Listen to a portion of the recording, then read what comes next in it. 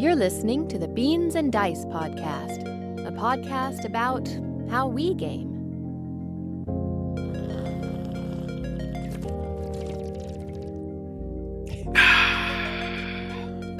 Hey folks, welcome to the Thursday night Beans and Dice live call-in show.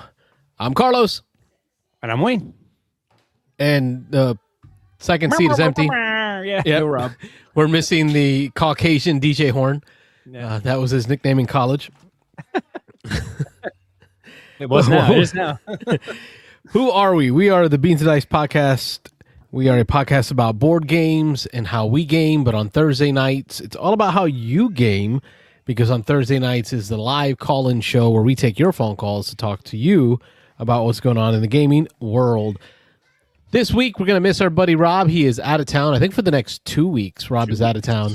2 weeks. On a Greco tour of the world. Sure. He's in Greece? He's in Greece, yeah. He's in Greece.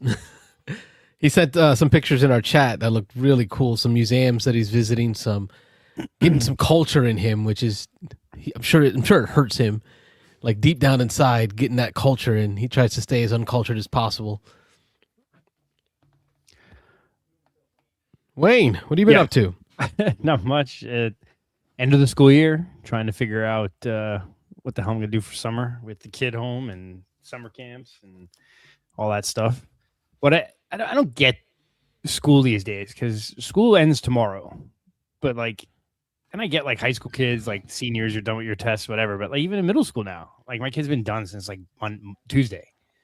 So he's like, do I have to go to school because we're just going to sit there all day and do nothing? I'm like, what? I don't know. It's a waste of time. Middle school last year was Gabe's last year of middle school. He had all my kids, my last two kids all went to the same middle school. The last three have all gone to the same high school. They're attached, Freedom and Liberty. There are two schools that are attached.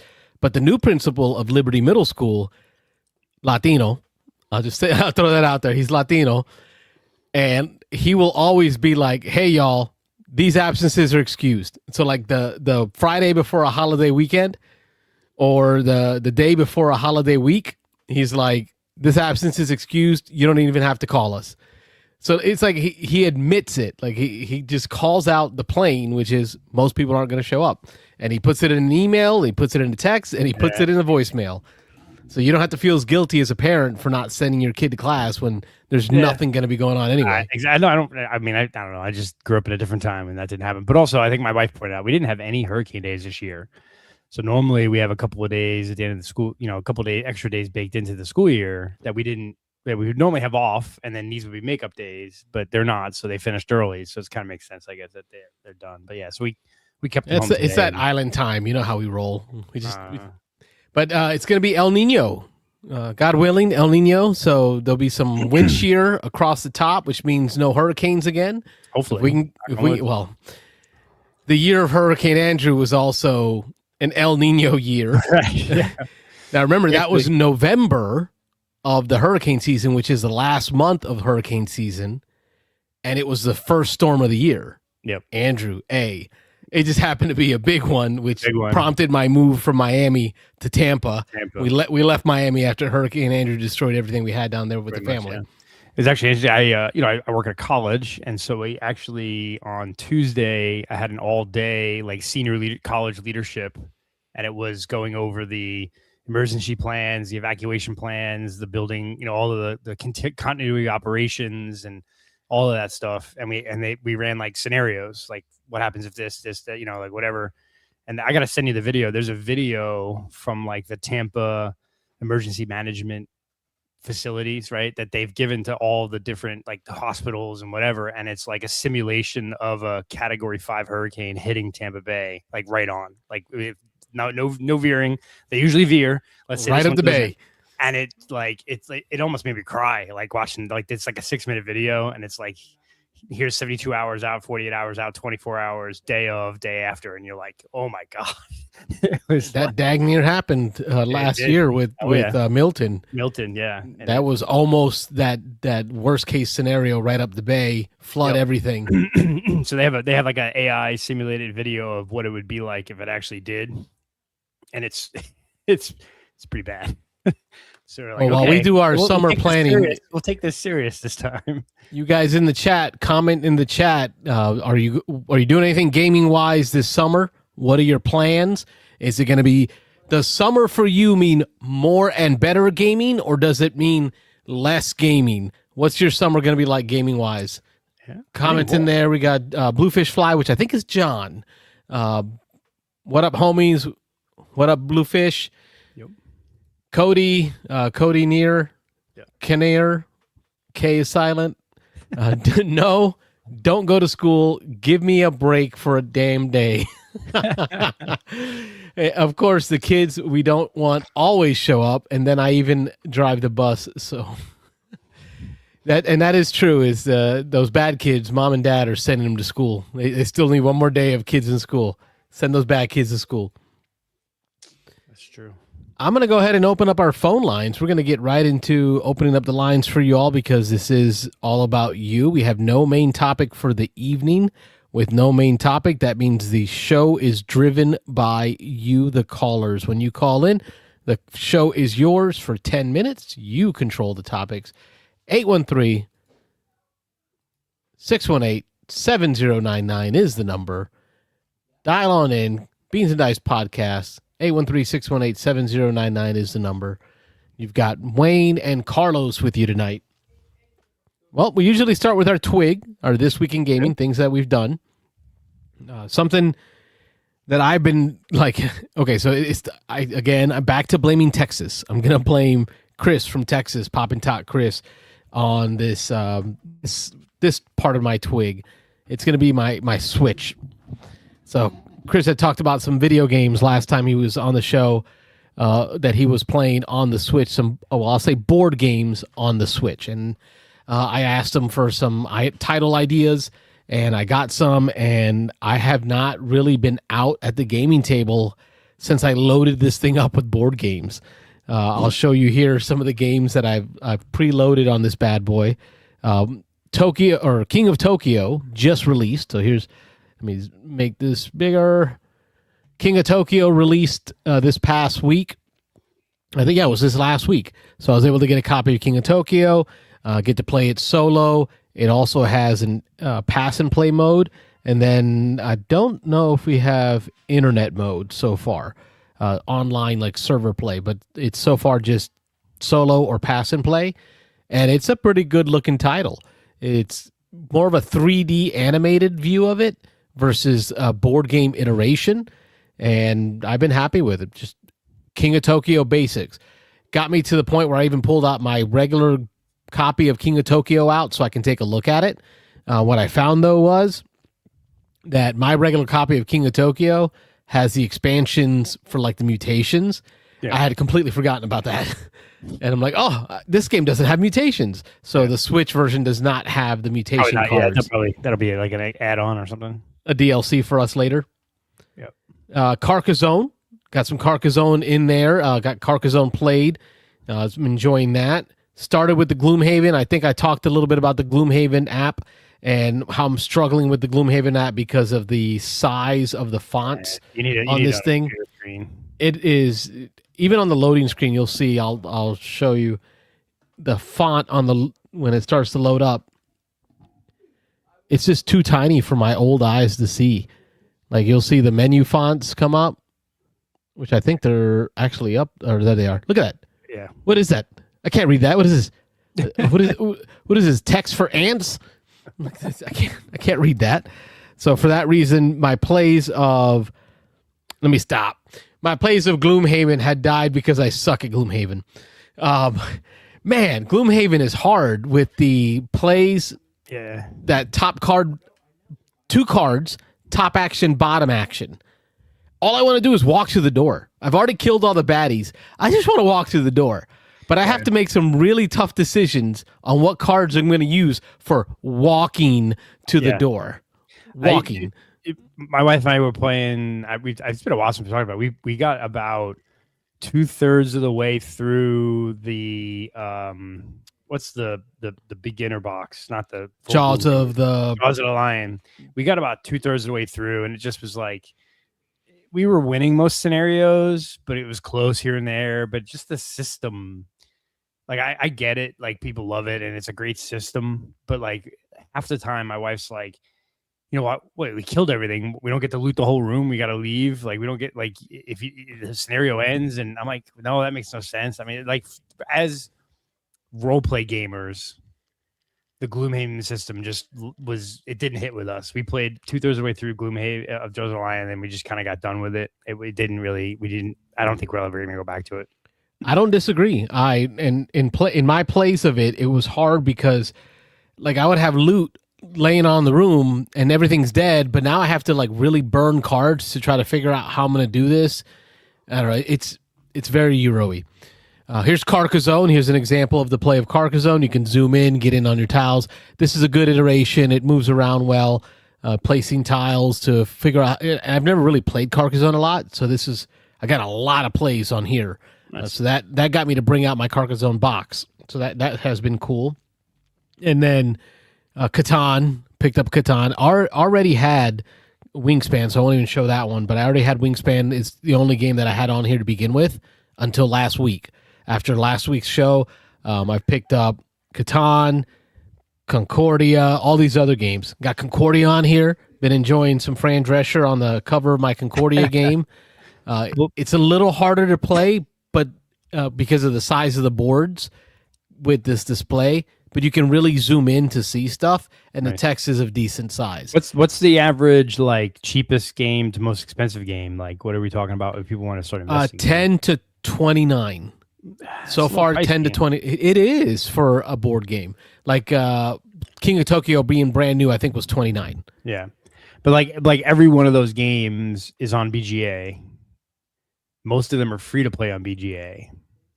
So yes. why buy it on the Switch instead of just playing on BGA? I don't like playing on my tablet.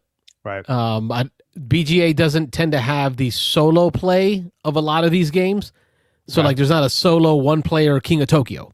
Right. There's not a solo one player of Concordia. The solo gaming, yep. Right, exactly. And I'm playing against AI opponents. So like here's Concordia. You can kind of move around on the board. And graphically it's probably a little bit nicer than BGA, so trying to remember how to zoom in or not.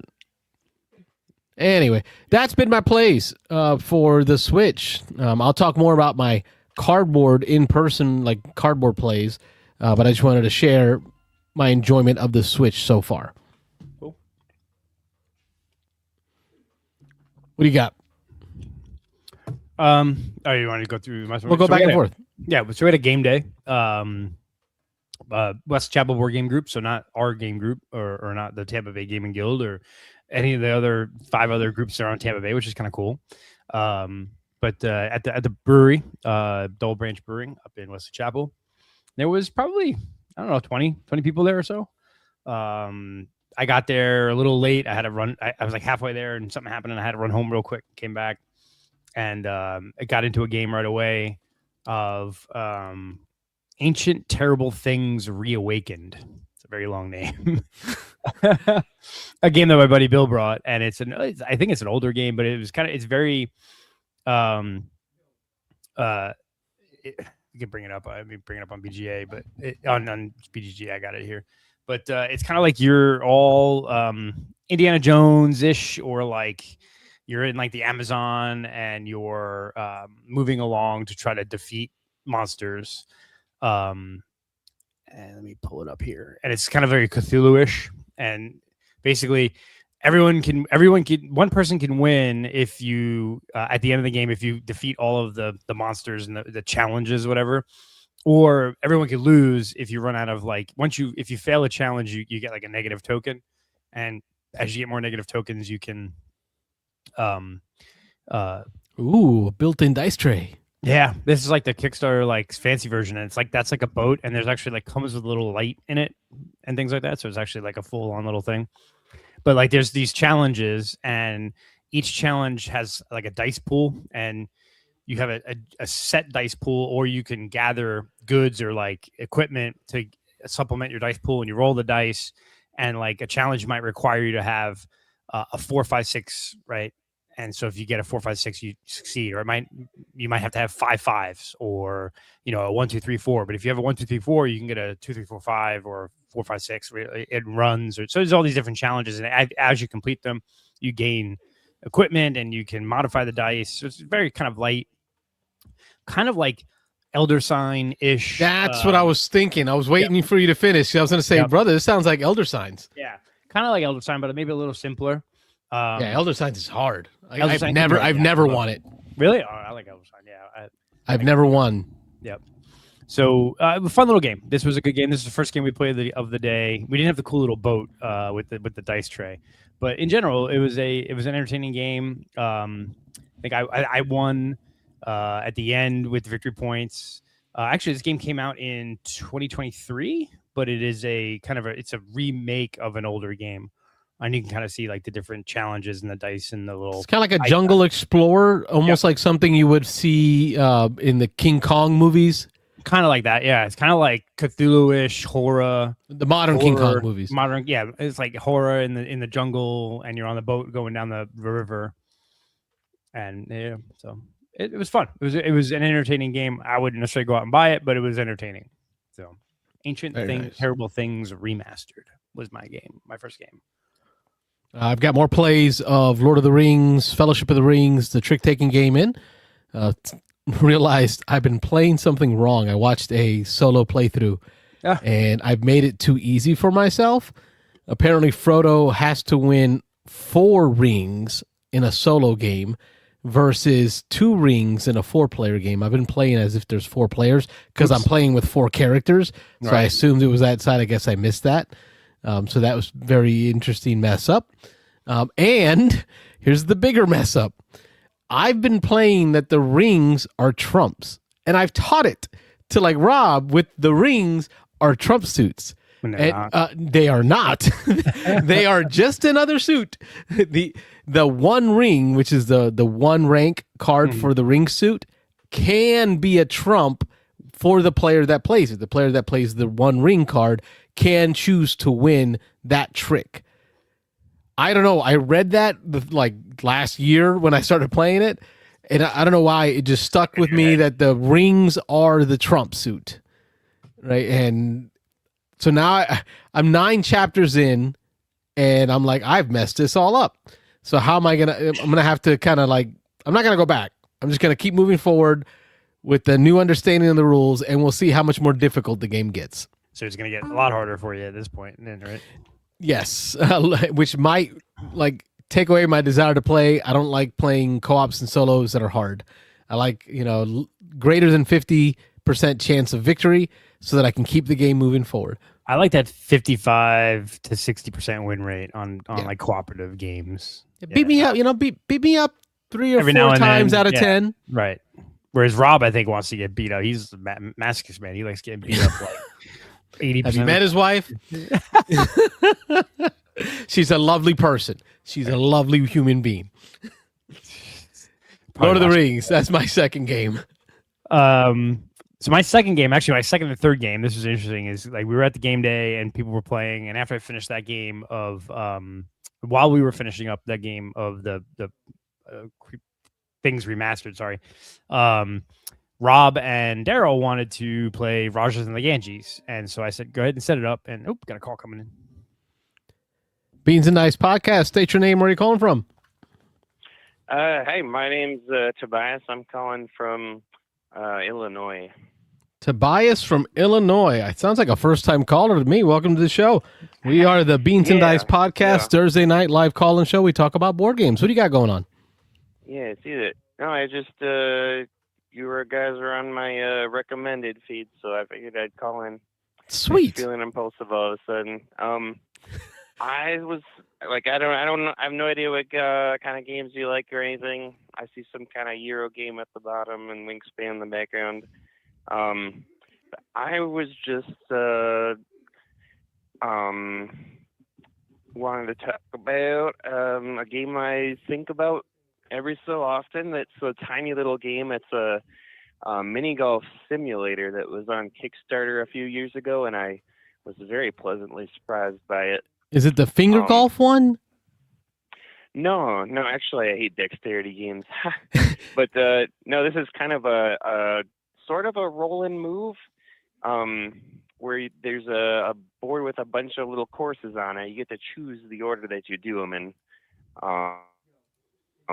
We are they're all on this searching one the board. the databases for it right now. Yeah. Mini golf simulator. Yeah, you'll have a hard time finding some good pictures because it's a really tiny unknown game, which is why it was the first one I thought of to spread awareness, sort of. That's what we're here for. I can't recall the designer, but You said it was a Kickstarter, and name is sorry, I didn't even say the name of it. It's Carom Mini Golf. Very simple, bland name. CAROM Mini Golf. Found it. 2023. Yeah, they had a sequel come out last year. I think it was a Kickstarter. That's just regular golf, but I haven't had a chance to try that one yet. But no, what it is, you see, there's a bunch of hexagon grids, and you got a place to put your ball to start. You pick a die. There's a bunch of dice with different numbers. Like there's a regular D6, and then the other one's 2, 4, 6, 8, 10, and there's one that just goes up by 5s, 5, 10, 15, etc.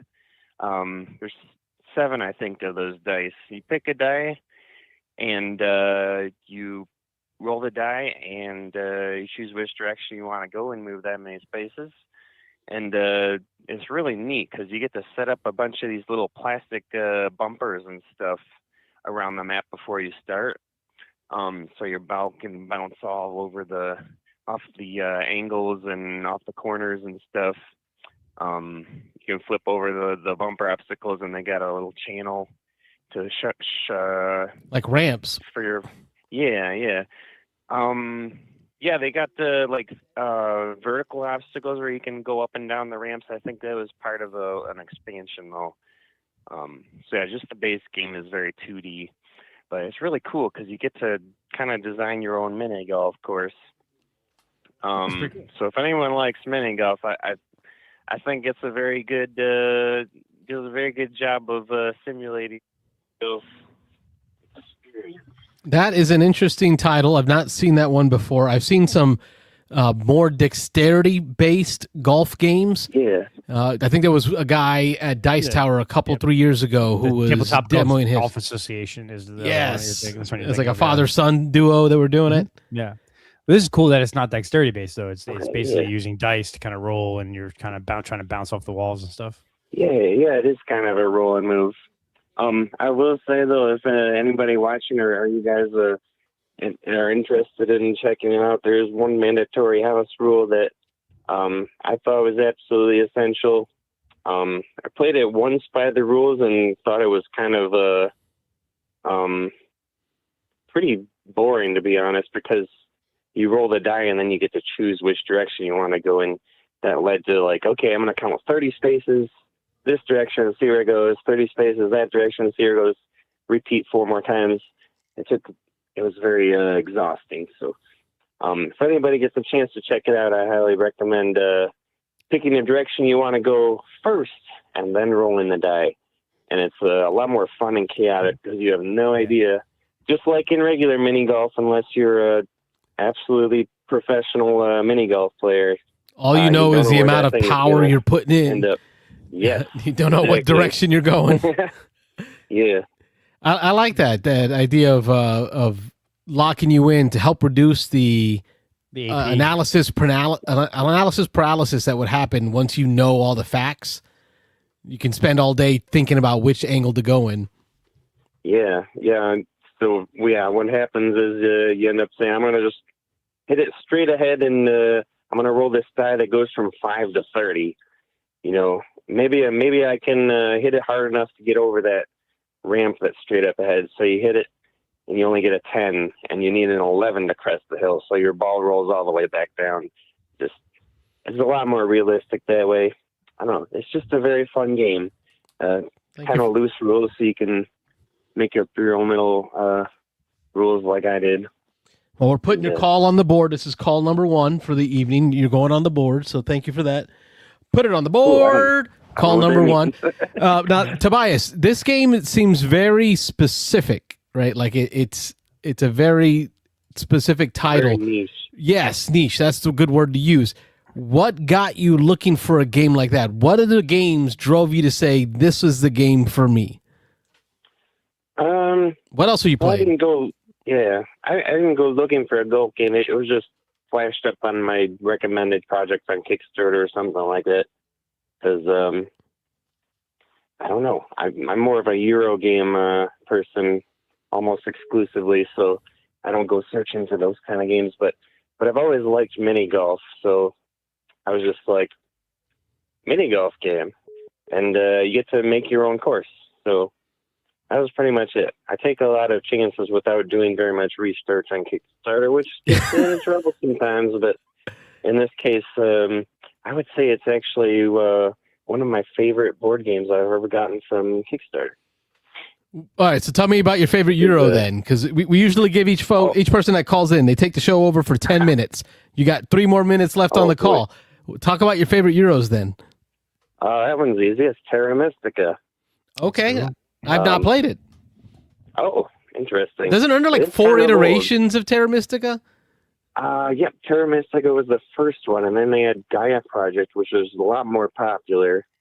And it's arguably a better game, but I think it had a little bit too much for me. But yeah, they had a streamlined, more family-friendly version called Terra Nova, and then more recently they had Age of Innovation, which was basically the same game as Terra Mystica, but with about 25 to 30% more stuff. So they did it kind of like a light version with Terra Nova. Yeah. Which I think I remember that coming out around the same time that they tried a light version of Castles of Burgundy. So I thought that was kind of like a trend they were going. Wayne, do you remember that version of Castles of Burgundy? They did Tuscany, Castle of Tuscany. That's the one, Castles of Tuscany. Tuscany, yeah. I was like, what are you talking about? Yeah, they were trying to go with it seemed like they were trying to go lighter, dial things back, but then they came in stronger with the innovation game. That's the last one I remember. Yeah. Yep. Yeah, no, so Terra Mystica, I think, is the most, it's not as streamlined as Terra Nova. That one was way too watered down. But the original Terra Mystica, I think, is very elegant compared to its sequels. Lots and lots and lots of variety. Right now, with the Fame factions having just come up with, they have 40 different factions, which is more than twice the amount of any of the other games so far. Technically not Age of Innovation because those are modular, but yeah, the original one, Terra Mystica, is the. Now, I'm not too familiar with the theme of this one. Gaia Project, I've looked into a little bit. I'm more of a space guy, but I don't mind trading in the Mediterranean. What is the theme of Terra Mystica, and why does it stand out for you? The theme of Terra Mystica is just a real generic fantasy. You got giants and halflings and witches and, stuff like that. Real generic. The goal is basically to build up your own civilization. Each different faction has their own home train that they can only build on their home train, so you have to transform the other trains to match yours before you can build on it. There's a bunch of different buildings you can build that give you different bonuses and stuff. It's one of those 100% luck games where everything's all you plan it out right from the start, which is pretty interesting.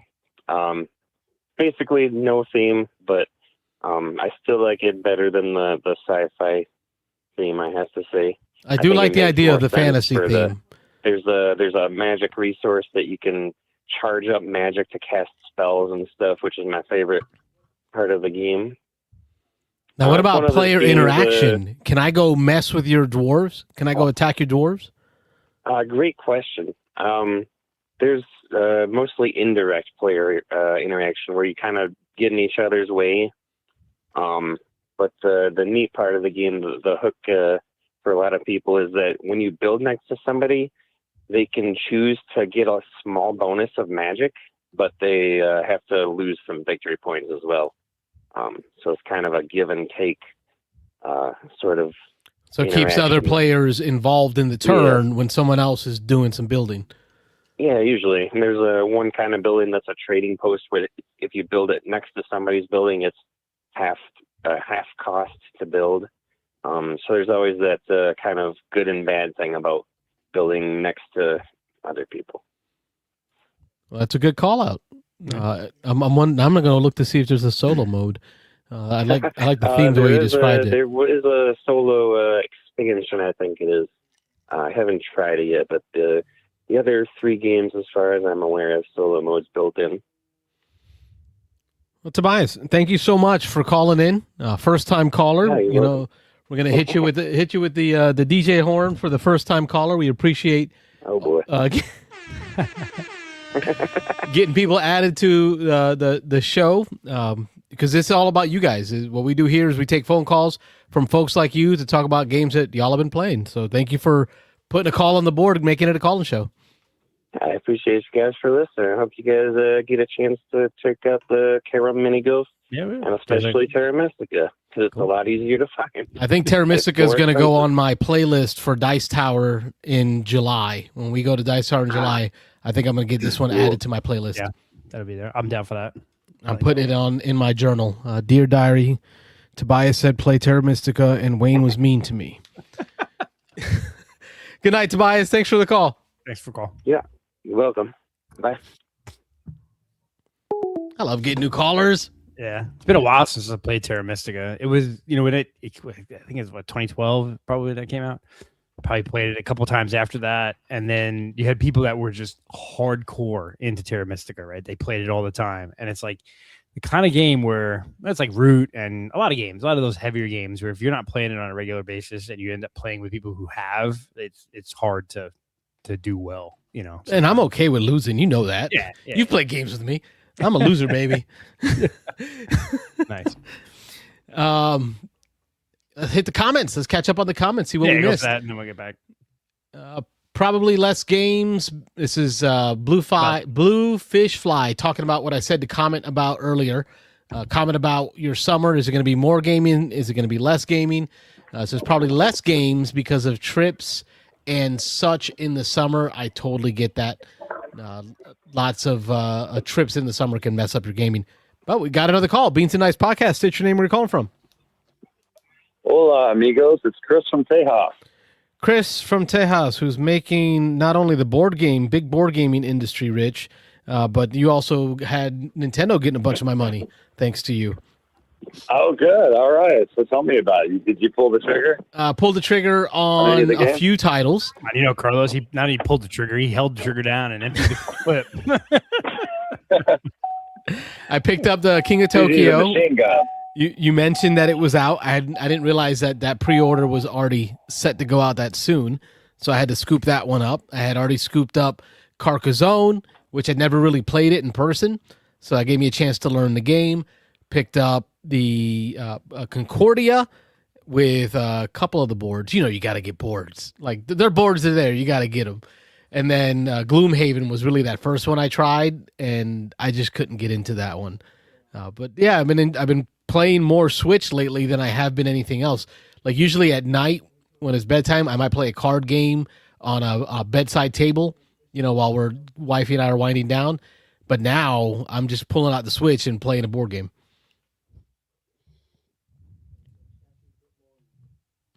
Did we lose Chris?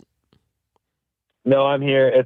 I turned my car on. It was cutting over to Bluetooth, and it didn't quite make the cut here. So hold on. I put you on speakerphone. We got to get that new tech in there. Transitioning. Yeah. I just got a new phone a couple days ago. There we go. Now cut over. You're on. So that's been me. What about you? Yeah, that's great, Carlos. Yeah, King of Tokyo on Nintendo Switch, we played it a bunch. The kids love it. My wife loves it. She said this is the one time she prefers the digital implementation of a board game versus the board game itself. She said she really has enjoyed playing it. And so we've played it now probably like 10 times, somewhere between 8 and 10 times. Are you sharing Joy-Cons, just pass and play? Like, how's this going?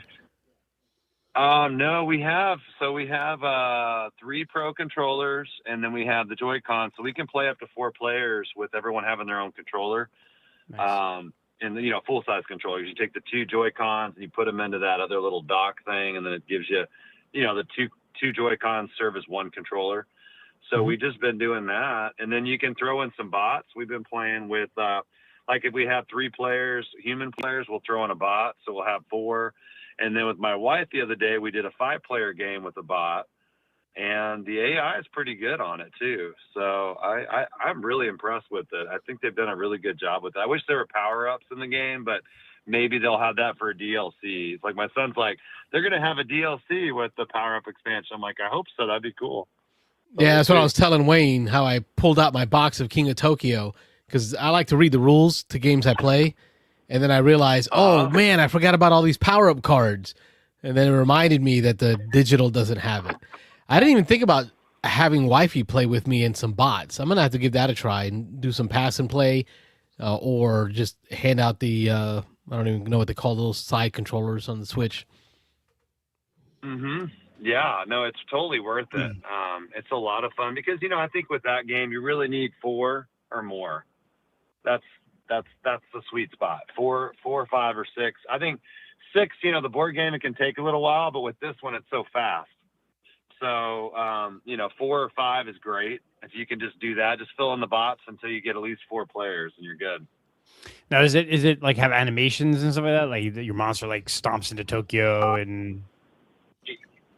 Mm-hmm. Absolutely. Yeah. So like, depending on how many paws you roll, it will change the animations. So if you roll like 4 paws, it's like a nuclear bomb just goes off or something. I mean, it's just huge explosions. There's like tornadoes. Yeah. So yeah. And if you do like 1 paw, it's just like a little, like minor attack, like the cat character just shoots some like claw, I don't know, they're like retractable, like claws just come out like little barbed claws. And so it's like a minor attack. And so they actually, scale it to the number of paws, which I think is really cool. Nice. And then all the animations are different based off of which character you are. So if you want a different animation, just change characters and your animations will be different. That seems cool. So it's pretty cool. I think the one thing, though, is shocking is the amount of vibration on this game. Like, it's shaking my hands, bro. Yeah, it does. Yeah, that's true. A lot of feedback. Yeah. I'm going to try to show Wayne some of cool. the gameplay. You see, Wayne, it's more of 3D animation versus just like board game style. Yeah. That's pretty cool. I think what I've learned about this play with this is I never played the energy game.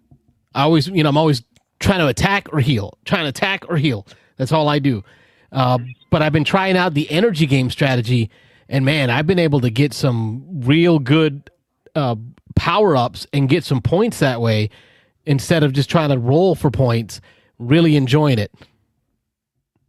100%. Yeah, that's a great viable strategy. I always go for energy every game, at least a little bit, because the cards are really powerful. My son, he goes for energy a lot. He's won several games. And then I'll just roll for points too. A lot of times, I don't know if your copy does this, but we've noticed that 3s are pretty common. Like we've had some games where I'll get 4 or 5 3s in one roll. Yeah, I know. So it's definitely 3 friendly on the dice roll, which is fine. Speeds up the game. You get more points. But yeah, going dice strategy in that game is super viable because of that. Nice. I like that it allows you to speed up the AI turns. I wish it allowed me to skip the AI turns because it doesn't let you skip them. It just lets you speed them up, but it gives you all the animation for each of their attacks. And then it gives you the question if you want to leave Tokyo. I think another strategy that I picked up has been just getting into Tokyo. Like I would never regularly want to like take Tokyo. I try not to attack if I'm going for energy. But you know what? That 1 star, that thing adds up. And I don't have to stay there for the full round because I don't want to die. Exactly. Yeah. Just going in and getting that 1 star consistently really helps you win the game. So yeah, I totally agree. You should go in as much as you can. Just don't stay a full round, especially with higher player counts, because you're going to get beat up. And then buying the energy cards, I find it a little weird because it doesn't use the text on the cards. So I'm going to try to show that to Wayne here in a second. It doesn't show the text for the cards. You can. You have to go into the menu. Right, you have to zoom into it, and then you have to leave the menu to be able to buy the card. So it's a little wonky there. Yes, I do agree. Yeah, they could have done that in the UI a little bit better. You have to hit the A button to read the text, and then you have to hit the B button to get out of the text. And then you have to hit hold down the A button to buy it. So it's like correct. Which I like that because then you don't accidentally buy the wrong card. Valid. I haven't made that mistake yet. I haven't accidentally bought the wrong card. So that might be the reason behind it.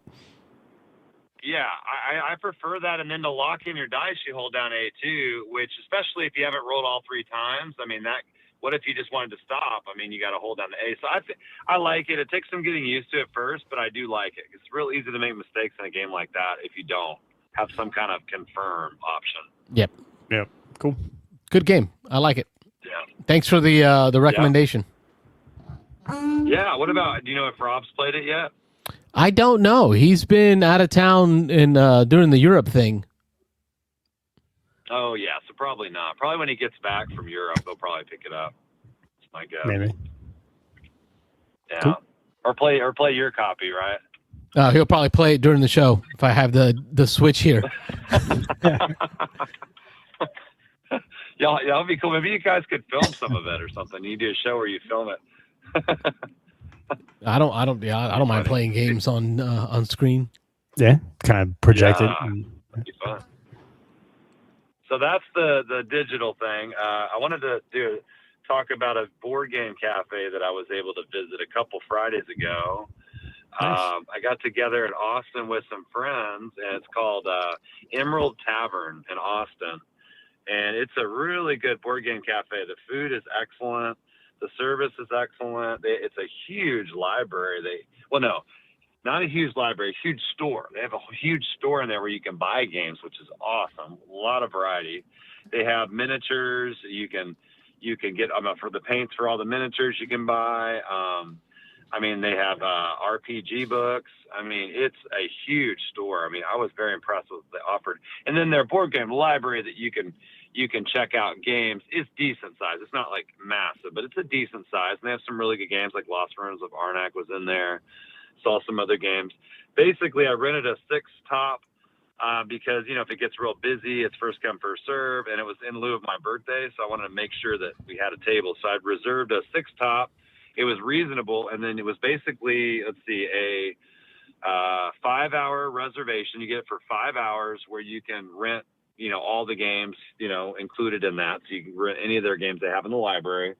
And then you have it reserved for 5 hours. And it's pretty cool. And then we just ate and played a bunch of games and just had a blast. So I'm definitely going to go back there again. A friend of mine recommended it. He'd been there a few times and highly recommend it. If anybody in the show lives in Texas and they're near the Austin area or they're just visiting Austin, check out Emerald Tavern. That looks fancy. Looks like they have a cool outside. Yeah, it looks like they have a cool outside seating area too, right? It looks pretty cool. Doctor Who. They do. TARDIS. Yeah. That's cool. There's a cool really one in Orlando that's like this too that I used to go to that had the front doors all look like the gates of Moria and stuff. I like board game cafes. They're just it's cool. You're stuff. With your people. Well, and this and then this one's Irish themed, so it's like an Irish pub. And if you look at their menu, it's like Irish themed menu. It's like really cool. And they have the best tea. If you look under their teas, I was just in the mood for tea, for like hot tea, and they had like 10 different options for teas. And I said, "What do you recommend?" And they recommended this one I'd never had. It was like red something. I'm trying to remember what it was, but if I saw the menu, I could tell you. And then he said, "Yeah, I recommend that steamed with this strawberry, milk, and then this strawberry flavoring thing." And so I did that, and man, it was good. And they frothed it up on the top. And it is just phenomenal. Like I told my friend Josh, and he got the same thing, and he loved it. So they have good drinks. They got the good spirits. I don't know if you check out the menu, but it's really cool. So Wayne had posted up some of the pictures. Wayne had posted up some of the Google pictures on it. Yeah, I can't follow you with the tea. It's the 250th anniversary of our Declaration of Independence. We threw that stuff in the harbor for a reason. So, I'll stick to coffee and beer. Yeah, that's right. You got that. You could do an espresso. And I was in the mood for something a little different than coffee, so I just tried something different. But I love coffee too. So. Very cool place. Yeah, and the beer. Yeah, so that's another shout out. Other than that, trying to think what games I've played recently. You saw, I think, Stone Spine Architects I put in the Discord. Sagrada. We are currently in a holding pattern for the game of Sentry Golem. Rob's in Greece, so I don't know if he's ever going to take his turn. Well, he'll get in a back hotel at eventually, night. there's He no worries. might. Yeah, it's all good. It is. Yeah. I'm so happy for him. I'm never leaving this country. I They let me in once. I don't know if they're going to let me in again. That's a beautiful place. I've always wanted to take a Mediterranean cruise, and then go see, that whole region and do a cruise, because I love cruises. So someday, that's on my bucket list for sure. There you go. Once the kids are out. Exactly. Yeah, we are doing that Disney World trip though. I was telling you about, though. We're so really excited about that. Nice. Yeah, we're gonna have to hear more about those dates and times, and because you won't be too far away. The opportunity to shake a hand is there. I know I met some folks that way who were friends of the show through their trips to Florida. Yeah, that's awesome. Yeah, I have my dates if you want me to give those to you. Yeah, and more importantly, like the slower dates, the dates that aren't really full of anything, might be something Robert and I, right? Like meet up somewhere nearby for a coffee or something and a shaking of a hand. That would be great. Yeah, maybe on our resort days. We have 2 resort days, so I'll get those to you in Discord and tell you, what days those are. Maybe we can meet up on one of those 2 days. That'd be great. It's going to be mid-December, so just so you know the tentative timeline. Cool. The weather's going to be good. Yeah. Thanks again. Oh, I got to put them on the board. Call number 2. Call number 2 going on the board. All right. All right. Well, y'all have a good night. Thanks, Chris. Have a good night. Chris, have a good one. You too, guys. Bye-bye. So we got, while we were talking about King of Tokyo, we got a Repaired Space 6. Asked if you played King of New York. I think it's a lot more fun because you get to smash buildings and fight the military. I liked it. I actually own King of New York. I condensed my King of Tokyo, King of New York into one box. It's kind of messed up. It's not messed up. It's kind of interesting that the King of New York never took off. That came out, and I was going to say, that's my understanding. It landed flat, right? Because it was more gamery than just King of Tokyo. King of Tokyo is just throw dice. You're either in or out of Tokyo. King of New York was interesting because you had to you could work your way up through Manhattan, through Manhattan into the Bronx, and the more you stayed in New York, you worked your way up. And you scored more points, and then you had to you could fight other monsters or you could fight the military.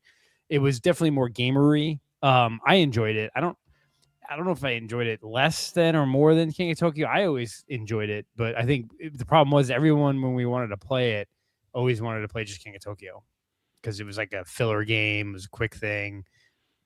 I think this was very different than what you would find in King of Tokyo. Right, it was. It was definitely more to it, and there was the moving up through the islands, and there was a lot more. And I think that's where it kind of lost people because King of Tokyo was like the perfect quick filler game that you could play with 5-year-olds. Yahtzee. It's like combat Yahtzee. Yeah. But yeah, I still own King of New York. I haven't played it in a couple of years, but I've never played King of New York because of that, because of what you described, the falling flat on the reviews. Yep. So little time for gaming, I just never gave it a chance. Yep. We got Aaron Clark saying that I got Dice Throne Digital, iOS, Steam, and MetaQuest Kickstarter. I have the early access come August. Ooh, yeah. Oh, that was the hubbub about the $65 purchase price of the Kickstarter, which was saving no money. Right. It cost you more money than would have cost me if I waited for it to come out on Steam. But he'll get it early. He has early access because he's cool. They fixed it. They lowered the price. They heard the community. I was glad to see that.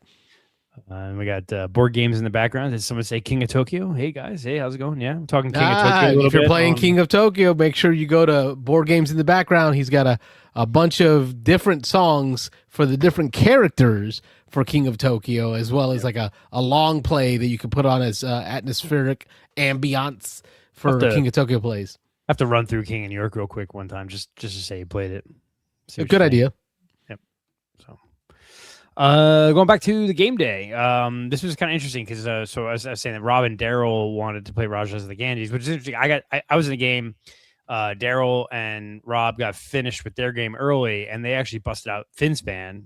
So I mean, it'll be 2 weeks before Rob gets back, but they played Finspan with the new expansion, and both of them liked it. They said it made it a little thinkier, a little bit more meaty.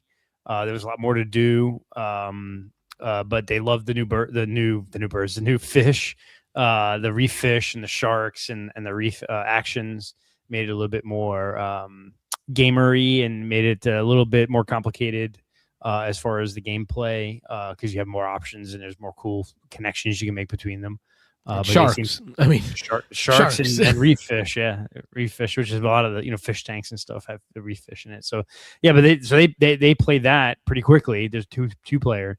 Oh, I didn't catch that. The reef fish thing that might draw me in because I did find the fish to be ugly. I'm not a huge I don't think fish are pretty. But the reef fish, I can see that. No, I got the expansion for you, so you'll get it anyway. I got the extra one. I got an extra copy. Yes, sir. So yeah, you can have it. You didn't get to play it? No, I didn't because I was in another game at the time. So I said, no, you guys go play it because I want someone to play it. And they reported back that they liked it. So I'm like, all right, good. I just left it. And I just want to see about the breaking up of the schools. Yeah, that was good. Part of what bugged me was the moving of the schools or past each other, around each other, the limitations there. Break up a school and you can chain it because if you break up a school and it goes to other fish and then those fish end up in places that cause you to make more schools. So you can kind of, I don't know if either of them did that, but that's something we've talked about is doing that. So anyway, they played that and then they finished it and decided to set up Rajas of the Ganges. And I was finishing up a game with the other group. And I ended up playing two different games at the same time. I played Rajas of the Ganges with Daryl and Rob, and I played Captain Flip with another group. And we played 2 or 3 games of Captain Flip while I played Rajas of the Ganges. I love that idea, Wayne. That is so it touches my ADHD heart. Yeah. I remember I won a game of Isle of Cats while playing a game of Blood Bowl behind me. I would just turn around on my turns. Yeah, do the turn. This was at I think Escape WinterCon. If it was my turn in Isle of Cats, I'd turn around, take that turn. The other guy would take a moment. Yeah. Then I'd flip back, take my Blood Bowl turn, flip back. That sounds like fun. Yeah. So in the span of me playing Rajas, I played I think 2 games of Captain Flip and then another game called PAX, which we'll talk about it later. So I played 3 different games in the span of an hour and a half. But Rob and Daryl had played Rajas, but it had been a while. We played a 3-player game. We were done pretty quick. We were probably done in under an hour. For the 3-player, with 2 guys having not played for a while. Love the game. Love Inca and Marcus Brandt. It's a great Euro. I love the dice manipulation. So you're placing workers to manipulate dice, and then you use the pips on the dice to buy tiles that you're playing on your tableau, and then you can score your tableau. You can either have temples on your tableau, which score victory points, or you can have shops that sell goods that you can make money. And you have to either get your money or your victory points to cross. You're trying to get the tracks to cross. So it's that pre-Arc Nova kind of mechanism that we love. So that was great. And then obviously Captain Flip is such a fun game. In a game with wifey on BGA. And it's just such a nice, light, fun game. It is. I did hear that there's an expansion either out, not in the U.S., or coming. I can't remember. But that's what I'm looking forward to is seeing more variety in the different characters to be able to kind of just liven that one up. Yeah. We got Musar checking in from Israel asking, has anyone had a chance to play 10? No, Rob hasn't. Rob didn't. Aaron in the chat, he had called and talked about it, I think last week when he gave us the Geekway update. Yep, there it is. I was able to play a Geekway. Like it, but it's heavy flipping right, would need another play before buying. And I think what Aaron shared then was Hadrian's Wall or Scarabray. He enjoyed those better, if I remember the conversation. White. Scarabray is a Euro-y game, so yeah. At one of our 2 months ago's game day, a group played it. And Daryl, I think Daryl owns it, or Dev 88 in our Discord server.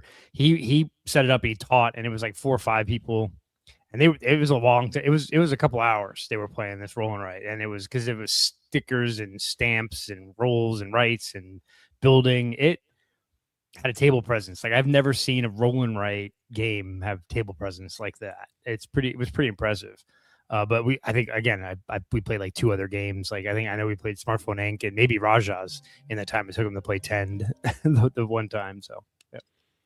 Beans and Dice podcast. State your name. Where you calling from? Hello, Nick from the Netherlands. Say again. Nick from the Netherlands. Oh, Nick. Oh, hey Nick. Hey, how's it going?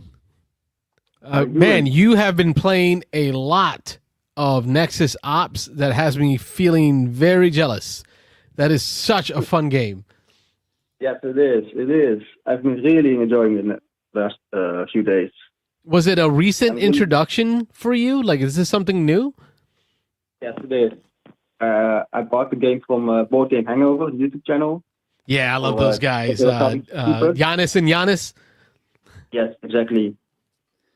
They were selling it to the patrons on Discord for cheaper. I was like, oh yeah, sure, let me give it a try now. And we've been enjoying it a lot. So, really nice.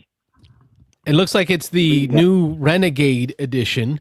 So the most recent version based on the last photo I saw. The artwork isn't very flashy. It never has been. I don't think for any of them. The originals, the second edition, and then the third edition that you have. But I'll tell you, you're not missing anything with this new edition, and you really didn't gain anything either. They're all practically the same. They're just different publishers. And it wasn't some kind of crowdfunding for it either, right? Yeah, I think that went straight to retail. Yeah, no promos or missing promo or other stuff. Yep, no FOMO to worry about, except for I'm a little jealous. You got Giannis and Giannis to sign yours. That's pretty cool. Yes. So I like those guys because they're also magnetic board and dry erase markers type of people, right? So they'll do their list and they'll put them on the magnetic board, kind of like what we do, Wayne, with our magnetic board. But they have like little white ones that they'll throw their list on. So I can always appreciate someone who's into the haptic of actual pen and paper. Hello, whiteboard man. I saw your top 20 list that you posted, Nick, and I think I commented on that because you also use the whiteboard. There's something about like writing things down and like locking it in on a whiteboard that just feels different than if I put it on a list somewhere on the internet. Yeah, it makes it feel a lot more like it's real, like it's meaning something. Yeah. Yes. You've also you've been getting into some BGA games with some of us here on Discord as well. So we just finished a game of Parks, I think, today. So Yeah, we just did, right? Yeah, it's really a nice update for the game. Mm-hmm. Yeah, I love the new version. I have yet to play Parks. I busted out my copy of Trails. Same people. It's that lighter, smaller box version. I got to get a play of Parks in. Yeah. Do you have both of the copies or just the old edition? I physically own the old edition, and I think I need to buy the new one because I like the changes that they did in the new one, and they kind of incorporated some of the expansion, or one of the expansions, I think, into the new version. So yeah, I've played the new version on BGA a bunch, so I probably just need to buy the new version. It's good. I feel I had the old one as well. I don't think I'm gonna get the new one because I think like I rarely play the old one, so there's no use in me getting the new one for once every 2 years of a play. And I know they just announced Parks Europe, right? I think a Europe-based version of Parks, which should be cool. I don't know what twist to the rules or what new rules they may have with it compared to the American Parks, but that would be cool too. I always like when they do that. So I definitely need to get that. Definitely. I didn't get what you guys were talking about before me. So has there been anything special going on today for you? Taking phone calls and talking board games. We had a whole new caller out of Illinois. We're just updating folks on what we've been playing, and people have been calling in, telling us what they've been playing. Yeah, we got to have a game day, group game day this past weekend. So there's like 20 of us at a pub playing games for 6-7 hours, something like that. So it was just fun. Got to play a few of my classic old ones, and then some. Rob's not here to talk about it, but he got to try the new Finspan with the expansion, the Reefs and Sharks expansion. So the one where you had 4 copies of it. Yeah, 4 or 5 copies. Yeah, put in a big order. I got to get used to. I'm what is it? Champion? Stonemeyer champion. So you get the discount, you get the further discount, and so I usually just for those in the game group, if anyone wants, when I do an order local, I'll just add to it and give me the money later. Like, do they have some sort of subscription and then you get more discount? Is that what it is? Oh. Yeah. So if the Stonemeyer champions, it's like $20 a year, and then you get, I think, early access. You sometimes you get early access. You get first ship. Like so, if on the day he releases product, the Stonemeyer champions get shipped out first, and then everyone else gets shipped out after. And then you get, I think it's 20% off or 10% off or something like that. So in a year, if you buy 2 or 3 expansions or games from Stonemeyer Games, it pays for itself, and you get free shipping too. So I didn't know that. I need to look into that then. Yeah, I don't think I don't think it's restricted to North America. I think it's anybody can become a Stonemeyer. Yeah, because he's got distributors all over the world. Yeah, I think it's like $20 or $25 a year. And to me, even I think last year or 2 years ago, I probably didn't buy enough to warrant it, but it was $25, and it's a good way for him to have a good chunk of money at the beginning of the year when you up your subscription, because it's good to go. But yeah, I buy enough, and then I spread it around. Is anyone in our area, if they want to buy it, I'll just buy it, and you pay me the price, give me the money for it. So it works out pretty well. Yeah. Okay. I think I'll have to look into that. Not sure if I'm going to get it because I don't buy that many, but I mean, they're enough good games that it should be interesting. Or just get guided for a year or something, get a couple of games, and then turn it off, and then that's what happened. Yeah. I think I bought it when they were doing. I first bought it when he was doing the nesting box, and it was like it paid to do it because I was doing the nesting box plus a bunch of the what's the Rolling Realms, Rolling Realms packs. And then they did the viticulture box, and then he did a bunch. I'm like, it just pays. It just kind of works out. But yeah, I think it's like, let's say the game is like $60 MSRP, and then on release day it's like 50, and then you get like another 20% off of that, so it ends up being like 42 or whatever. So like you get a decent amount off. It kind of pays for itself. If you're gonna buy 2 or 3 games from him in a year or expansions, then it kind of pays to become a champion. Yeah. Okay. All right. I had a question for you guys as well. Yes, sir. Like in the book world, they usually say that when you have 1,000 books, you have a library. How do you think what's the equivalent for board games? Equivalent for board games. What's the equivalent for? So I don't, because books tend to have a uniform size, right? So you can see the count would be it. For me, I go spatially. So if you've got a 4x4 Expedite / Calyx, and each cube is full of games, that's a library to me. Like that's the start of the library. A 4x4 Calyx where you can, and I don't mean like full to the brim, just, I don't know if you do horizontal or vertical storing.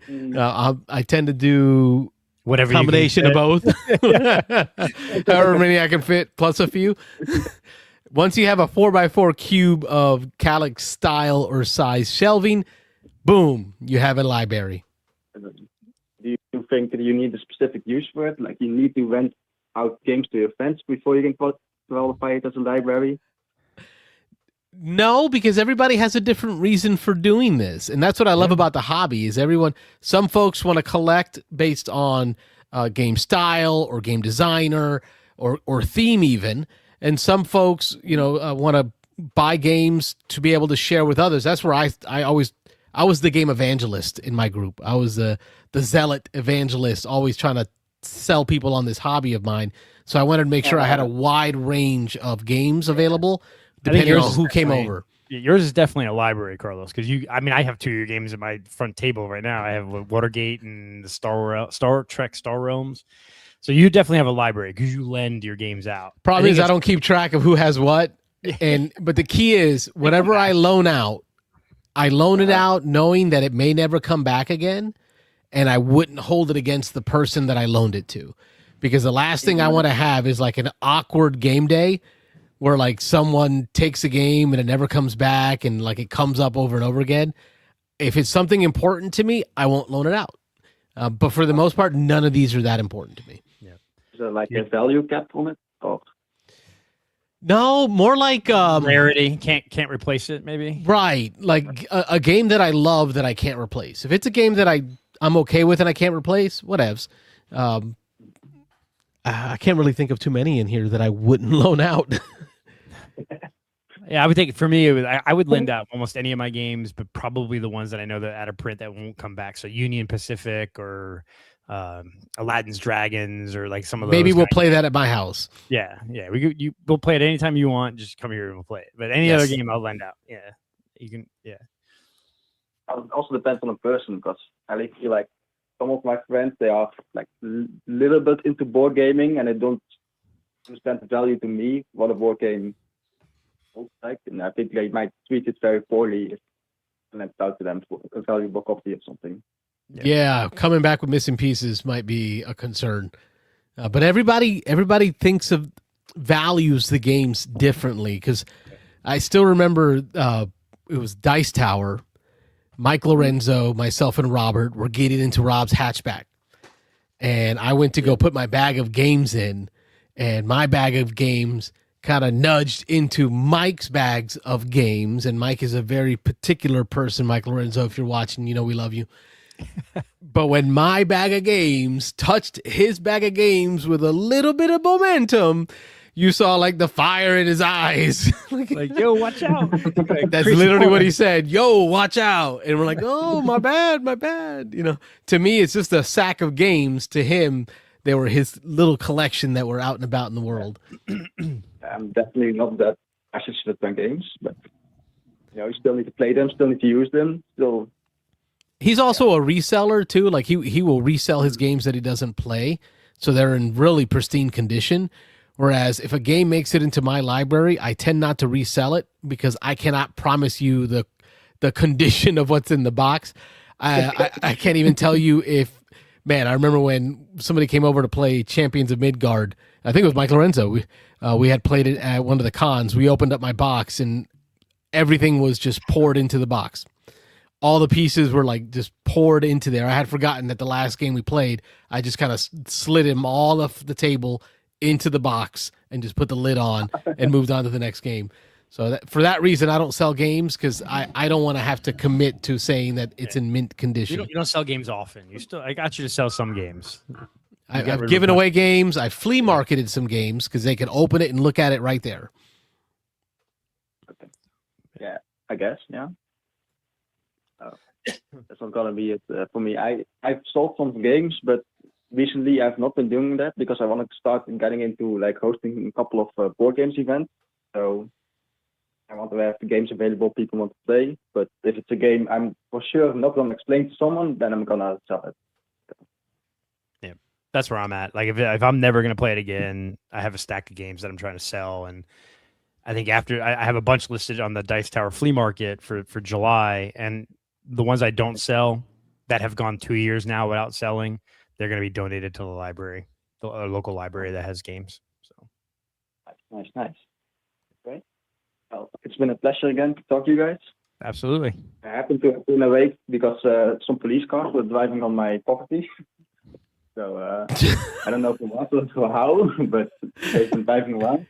Stay safe. Yeah. We'll hopefully see you back online. If you get a game of Parks going again on the BGA, throw me in one. I'd like to learn and play it. Haven't had the opportunity to play, so throw me in there on the BGA as well. I'll be glad to get into a game of Parks with you, Nick. We can start one tomorrow if you want. Yep, my games are all stalled. They're all waiting on Rob to take his turn, and he's going to be in Greece for the next 2 weeks. Oh, right, yes. He left already? Yeah, he left, I think, Wednesday? Tuesday or Wednesday, yeah. Yeah, and he's already sending us some pictures, some pretty cool stuff out there. Because, here in America, nothing stays old. Like, we just tear it down and build a new McDonald's. Like, that's... we don't... The oldest stuff we have here was in the Spanish colonies from the Spaniards here in Florida. Outside of that, everything else got torn down and rebuilt. So it's pretty cool seeing Rob seeing stuff that's like older than our nation. Yes. It's 2,000 years older. Yeah. Oh, yeah. Very cool. Pretty cool. I've been there myself. It's really cool. Yeah, but I'm not like I told the last caller, Chris, I'm not leaving the country. They let me in once. I don't know if they'll let me in again. I'm staying here.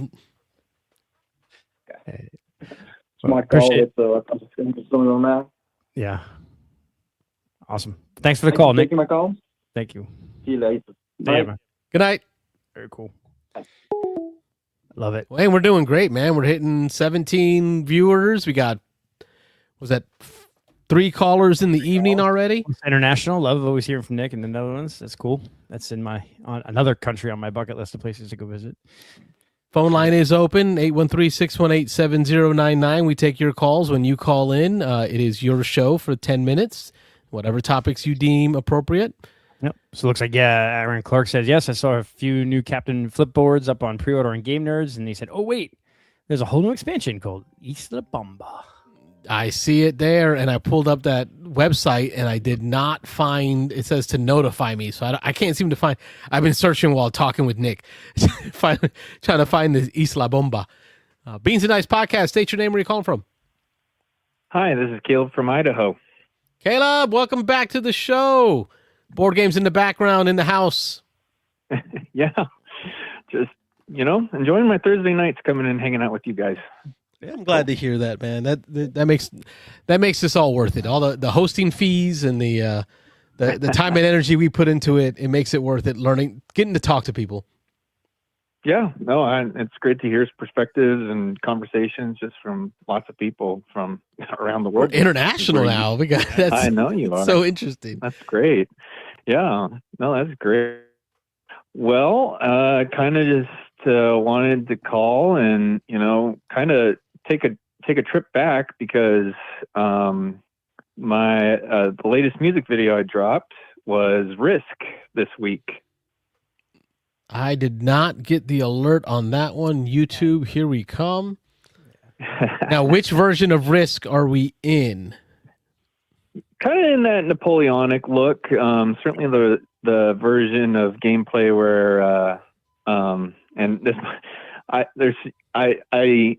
it's probably just the version that I play with my brother-in-law these days is the way I play, where you get a card and that dictates where you're going to start on the map with your troops. Then you reinforce, and then you go out and you can I think it's maybe Blitzkrieg, where you can just fight as much as you want or stop when you want. So and then you get your card, and you can if you have 3 sets of the same icon, that's when you can get your troop bonus, and then you can then decide if you're going to get that bonus or not. I'm liking the stop motion. It's almost a teach of the game. Roll this, and it's higher than the other guys, and you take it. And I think this is the most recent version that is in retail. It is that Napoleonics kind of style to it. Yeah, no, they had a recent one, kind of just in landscaping. This one, I was kind of almost trying to see if I could get a recent copy just to play around with the different minifigs that we've seen over the years, where you've got the traditional soldier at attention or the firing position. But yeah, I certainly like the Napoleonic. I used to have a Star Wars Clone Wars edition and had a friend who had Lord of the Rings Risk. I still have my copy with my golden ring, the gold one ring. Oh, that's great. I think I played it with my wife when she was pregnant with our first kid, who's 22 now. That's how long I've kept this copy kind of, in the garage, put away, tucked away, I think wrapped in cellophane, just to keep it protected. Yeah, no, totally. And that's great. Yeah. I certainly have my own little copy. I think it's 80s or so there is a heritage to this one, and I think there's lots of people who still get introduced to Risk or have a fondness for it. They also have probably trauma. My guess. Yes, because I tried to introduce it to my boys.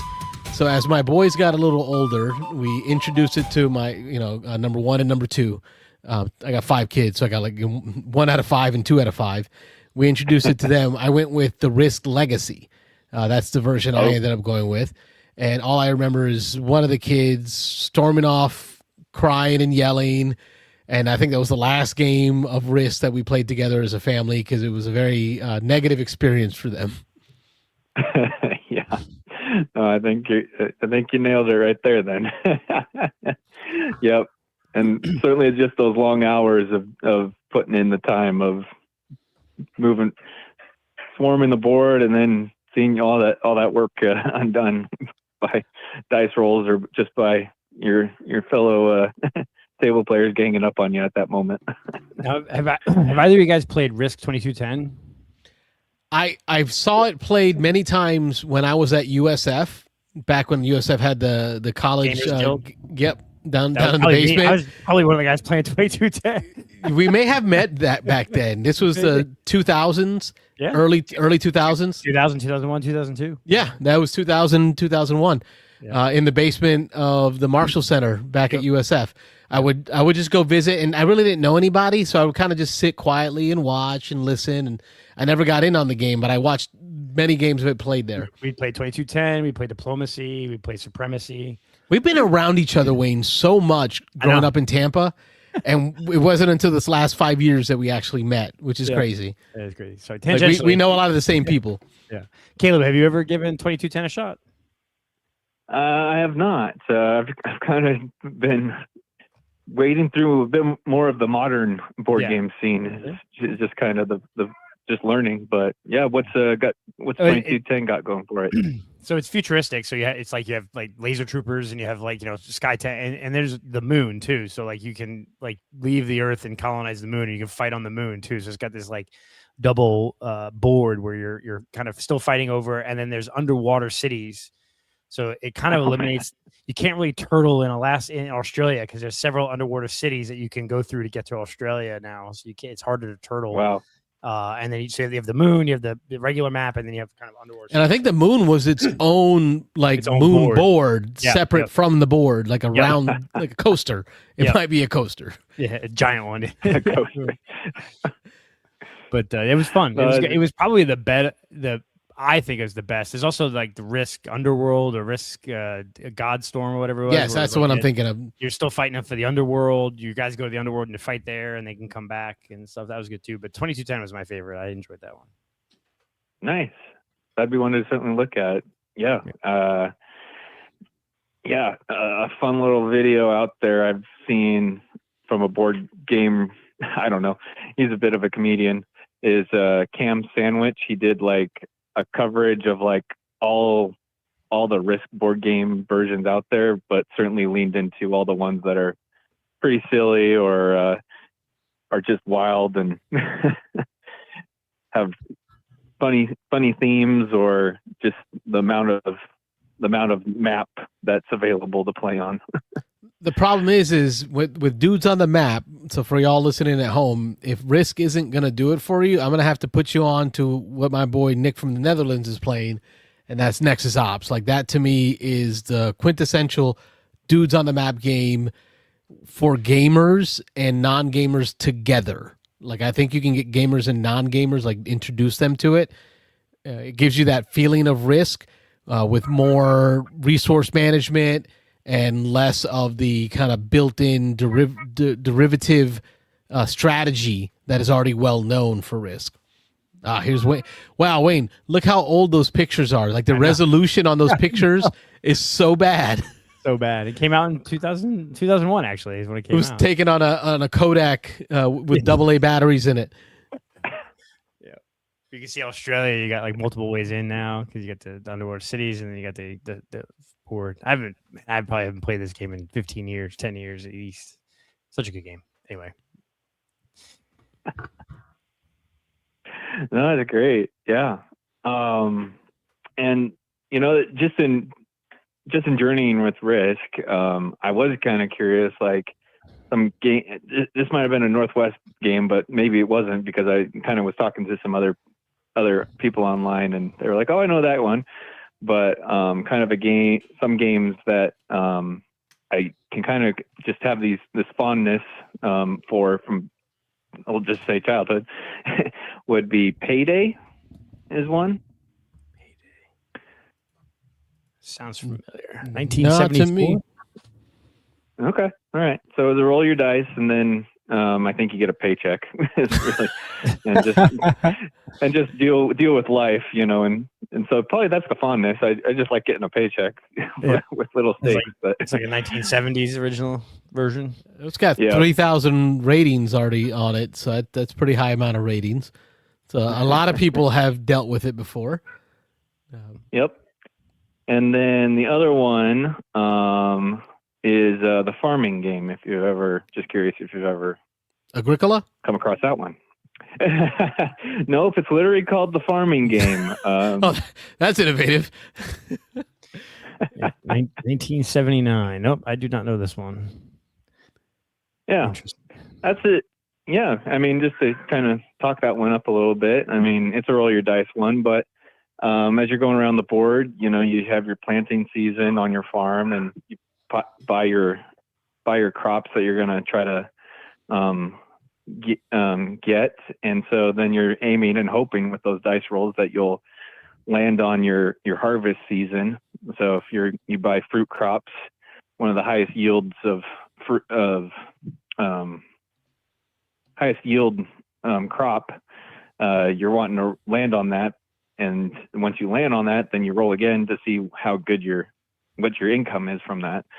But if you miss it, or if you roll low, that can be just the aggregate of frustrations in your life for that particular night. But certainly one I enjoyed seeing a little farm come together and managing, and I love the box cover. Increasing. All it says, it's got a guy with what looks like the face of a potato, which is maybe why Caleb is so familiar with this, being Idaho. But yeah, in New Times Roman, it just says the game invented on the seat of a tractor. I think the lore is that the designer it was certainly a farmer, and I think he's from next door. I think, at least in Eastern Washington. So or is Jay Leno with a massive chin. It's one or the other. It looks very very Monopoly for that art. It looks like a kind of a derivative of Monopoly. A derivative, yeah. I'd say not to take that in the sense of like how your decisions necessarily affect those around you, but certainly just a little. Now, I don't know if you remember, but looking at this game, empire building, a lot of the crops are puzzle pieces. Why is that? Like, what is up with the interlocking puzzle pieces of these chits? With the farming game? Yeah. Am I seeing that wrong? Like, I'm seeing a lot of these crop pieces where they're almost like puzzle pieces that interlock. Let me see if I can share my screen. That might be the more modern version, because I was always familiar with like a little sticky. I would have never believed you when you said the modern version. Maybe they got a discount from a puzzle maker on making chits if it's made in the U.S. I mean, we have U.S. manufacturers that make puzzles and they make books and cards, but not a lot of manufacturers in the U.S. that'll make game pieces. I thought maybe it was a mechanism, something about stacking them into rows. That was cool. Yeah, it might just be how they were like, as they've continued to just do their additions, just been like, oh, let's try it this way, because I will say that sticky kind of sticker that kind of you'd put on the board. It wasn't like, didn't have a residue at all, but it was kind of a bit of a chore to peel them off when it was all said and done, or if you needed to remove one. Well, it's always great to get an insight on people's foundations in gaming, what brought them into the hobby and kept them. Can't say that I'm familiar with any of these. We didn't have these in Puerto Rico. Oh, okay. Yeah.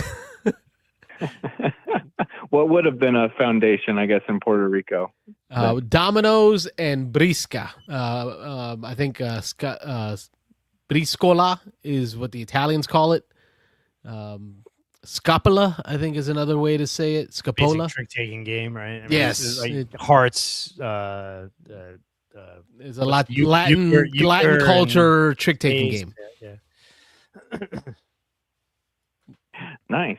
It is, because it plays anywhere between 2, 3, or 4 players. right? So it actually has built-in 3-player rules, and you're only drawing a hand of 3 at a time.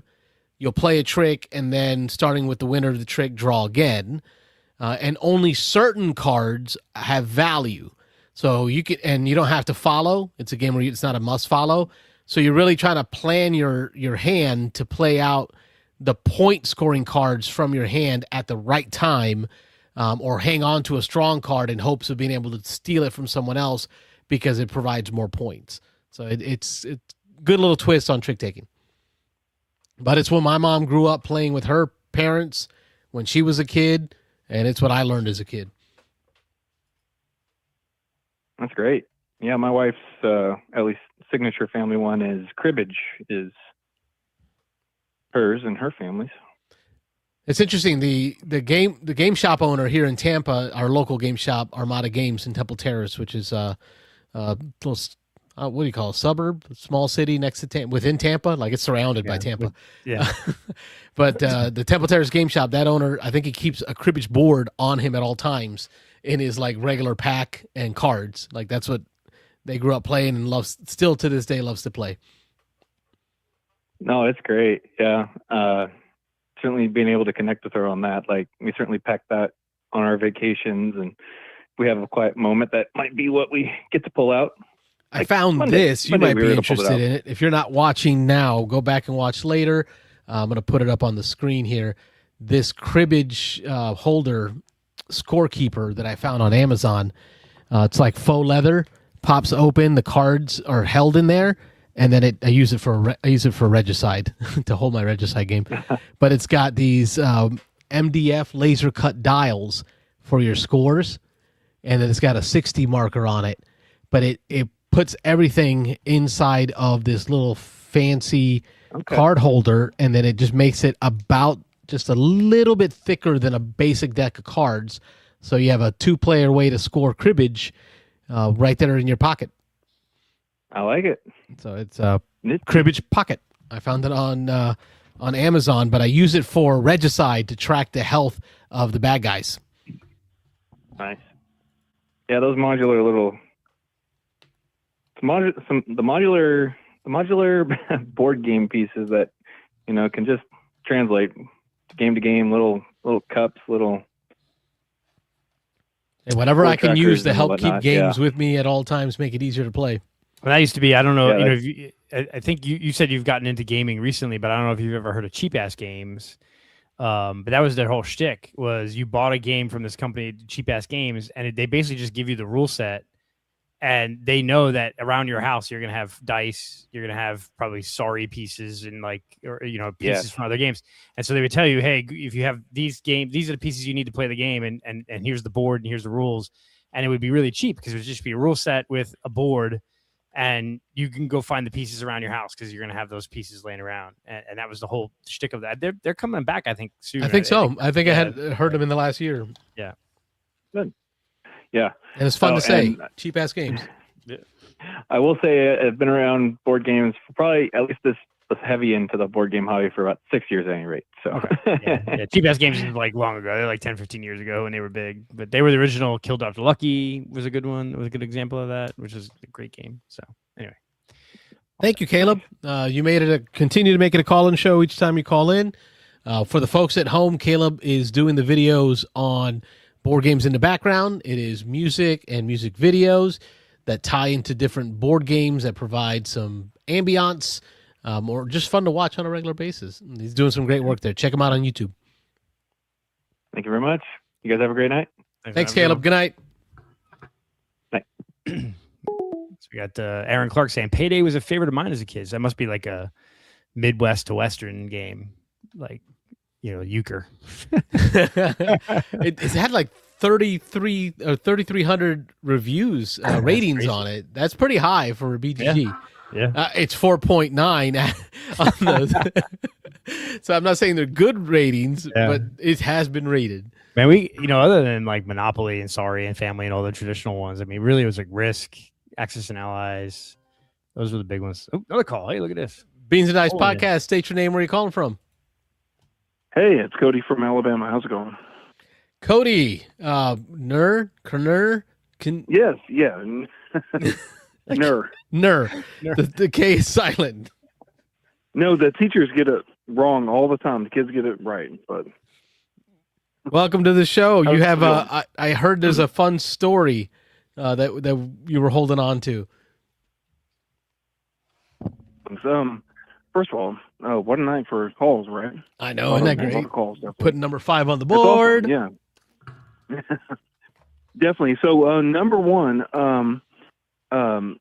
let's talk about ideas for podcast. What would be, and I'm thinking about this, what would be we've all played games, what would be the number one classic gateway game that you never played, but kind of regret or shame that you never played? As far as me is Catan. Okay. That's interesting. I guess you have to define like what is a classic entry level game, right? Okay, well, I'm going to go with Bonanza. That is one that every time I hear it mentioned, talked about, or see it, I always ask myself, how have I not yet played this Euro style classic card game, Bonanza? I mean, it's almost as ugly as the farming game that Caleb introduced us to. Bean game is great, man. I love Bonanza. How you've not played Bonanza with me yet? You say that every time I say that. Every time I say that, because you have a copy. I do. I have a copy from like 20 years ago. So all right. So what I'm going to do Bonanza because I didn't want to learn it. So I thought the hardest part about Bonanza is you can't change the order of the cards in your hand, and so now there's a bunch of games that do that, right? Isn't it? Scout does that. There's a bunch of games. Jungo. There's a bunch of newer games that do it. But when it came out, it was like because the first thing everyone does when they get a bunch of cards, they sort them, they put them in number order, they play with them, they shuffle them. Bonanza when it came out, it's like, no, you can't change the order, and you're like, oh god, every time someone will mess it up, but. I always thought it was a Western. Like whenever I heard the name of it, I just thought Bonanza. Weird German Amigo game, But I understand it. Does that mean beans? I don't know. Does Bonanza mean beans in some other language? It's so ugly too. But man, I'm still stunned that I've yet to play it. Uwe, man. Yeah. Praise be. Praise be. No, that's Phil Walker. No, that's Phil Walker Hardy. So I'm going. If I go to BGG and sort by number of votes, that kind of gives you the classic, the entry level. I'm trying to see if I can find one that I haven't played.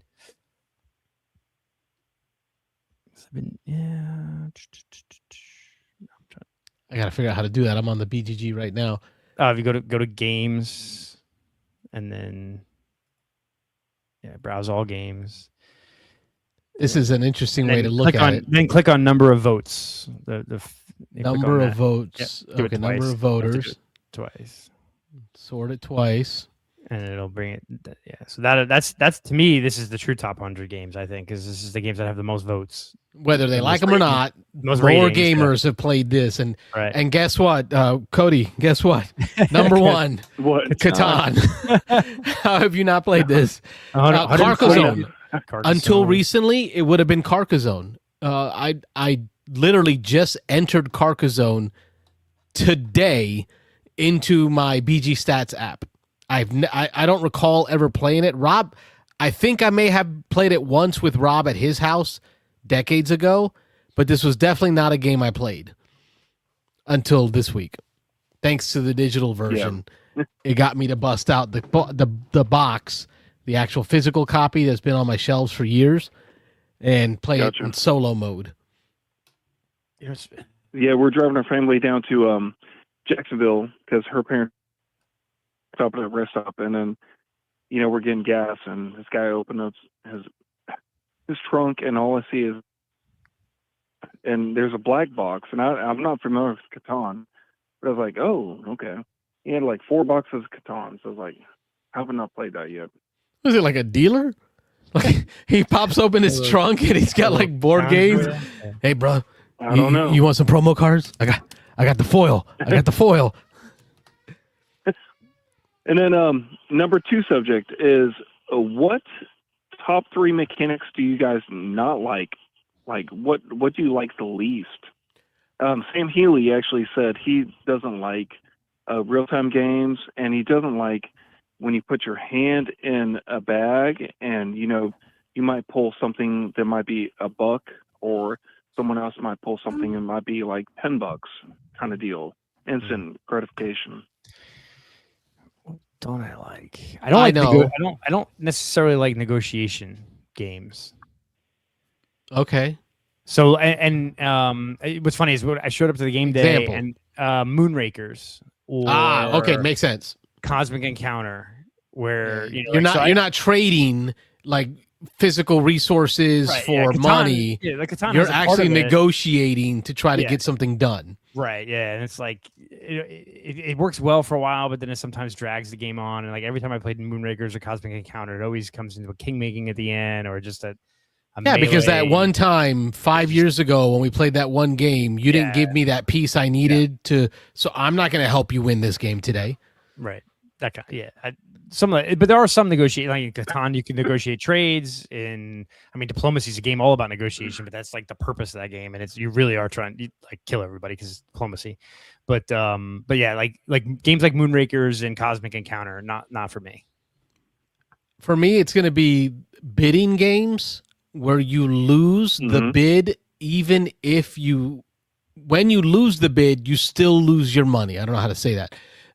That's an example. Oh God, it's a throwback. It was right there on the shelf. Steve Jackson Games, Revolution.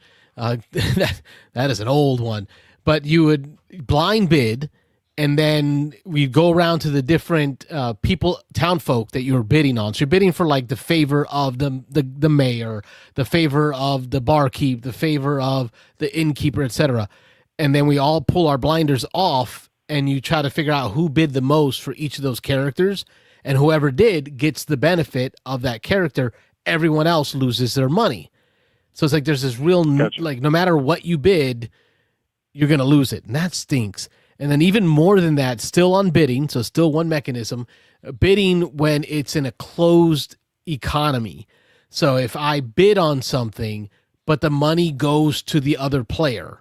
So I can think of Castles of Mad King Ludwig. So a tile would come out on the board that I really want in my castle because it'll fill in some things I need. But then I got jerks like Rob and Wayne driving the bid up, right, just to mess with me. But I know I really want it. But then that money doesn't go to the bank, right? It literally goes in Rob's pocket. So like I not only overvalued the item, I also gave Rob more money for it for him to use later.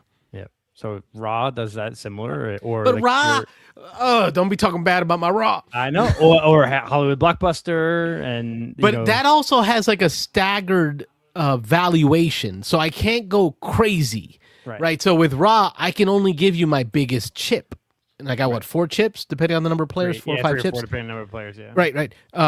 But in Castles of Mad King Ludwig, I can give you every dollar I have, thousands of them. For the bad item that I should have never spent that much on. Bidding. Hate it.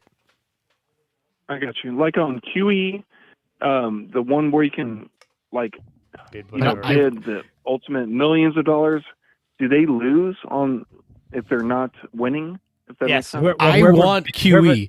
It's so weird that you brought that up. Yeah. I hate bidding games, but I want QE so bad. And it's only because it's a push your luck bidding game.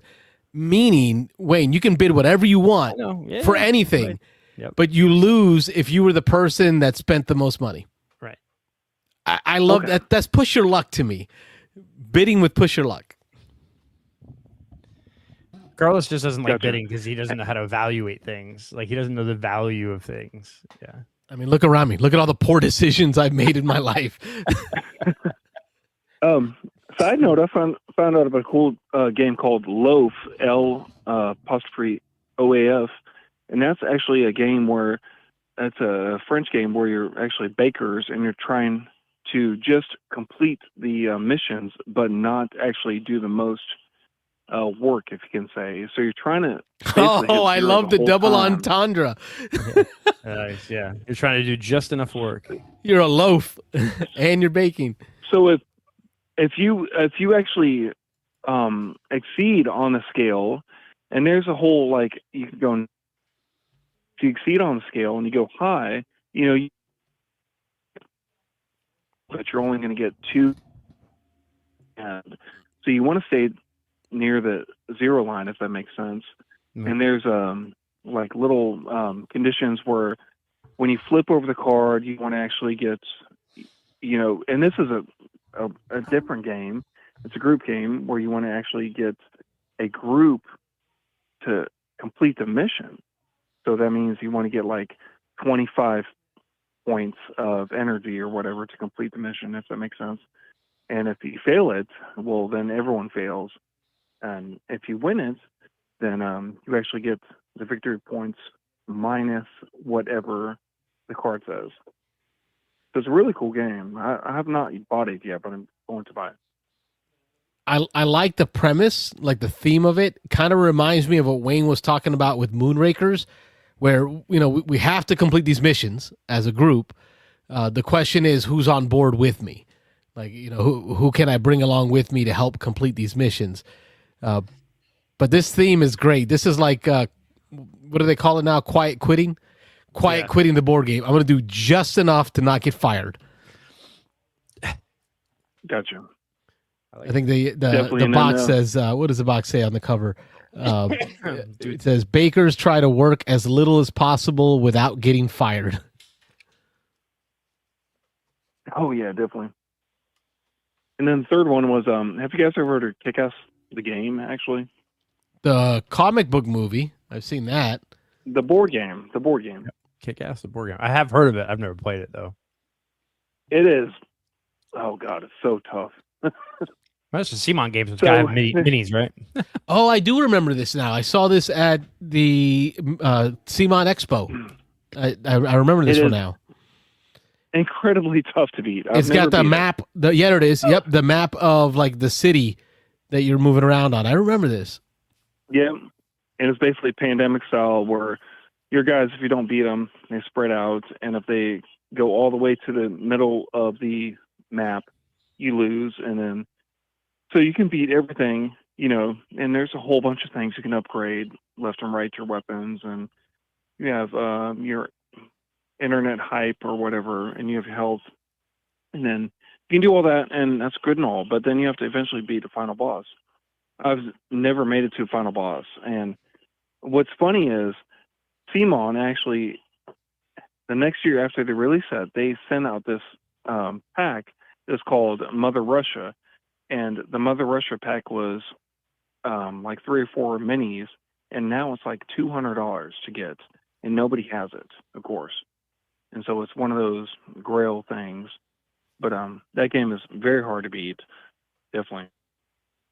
Are you into the comics? Is that what drew you to it?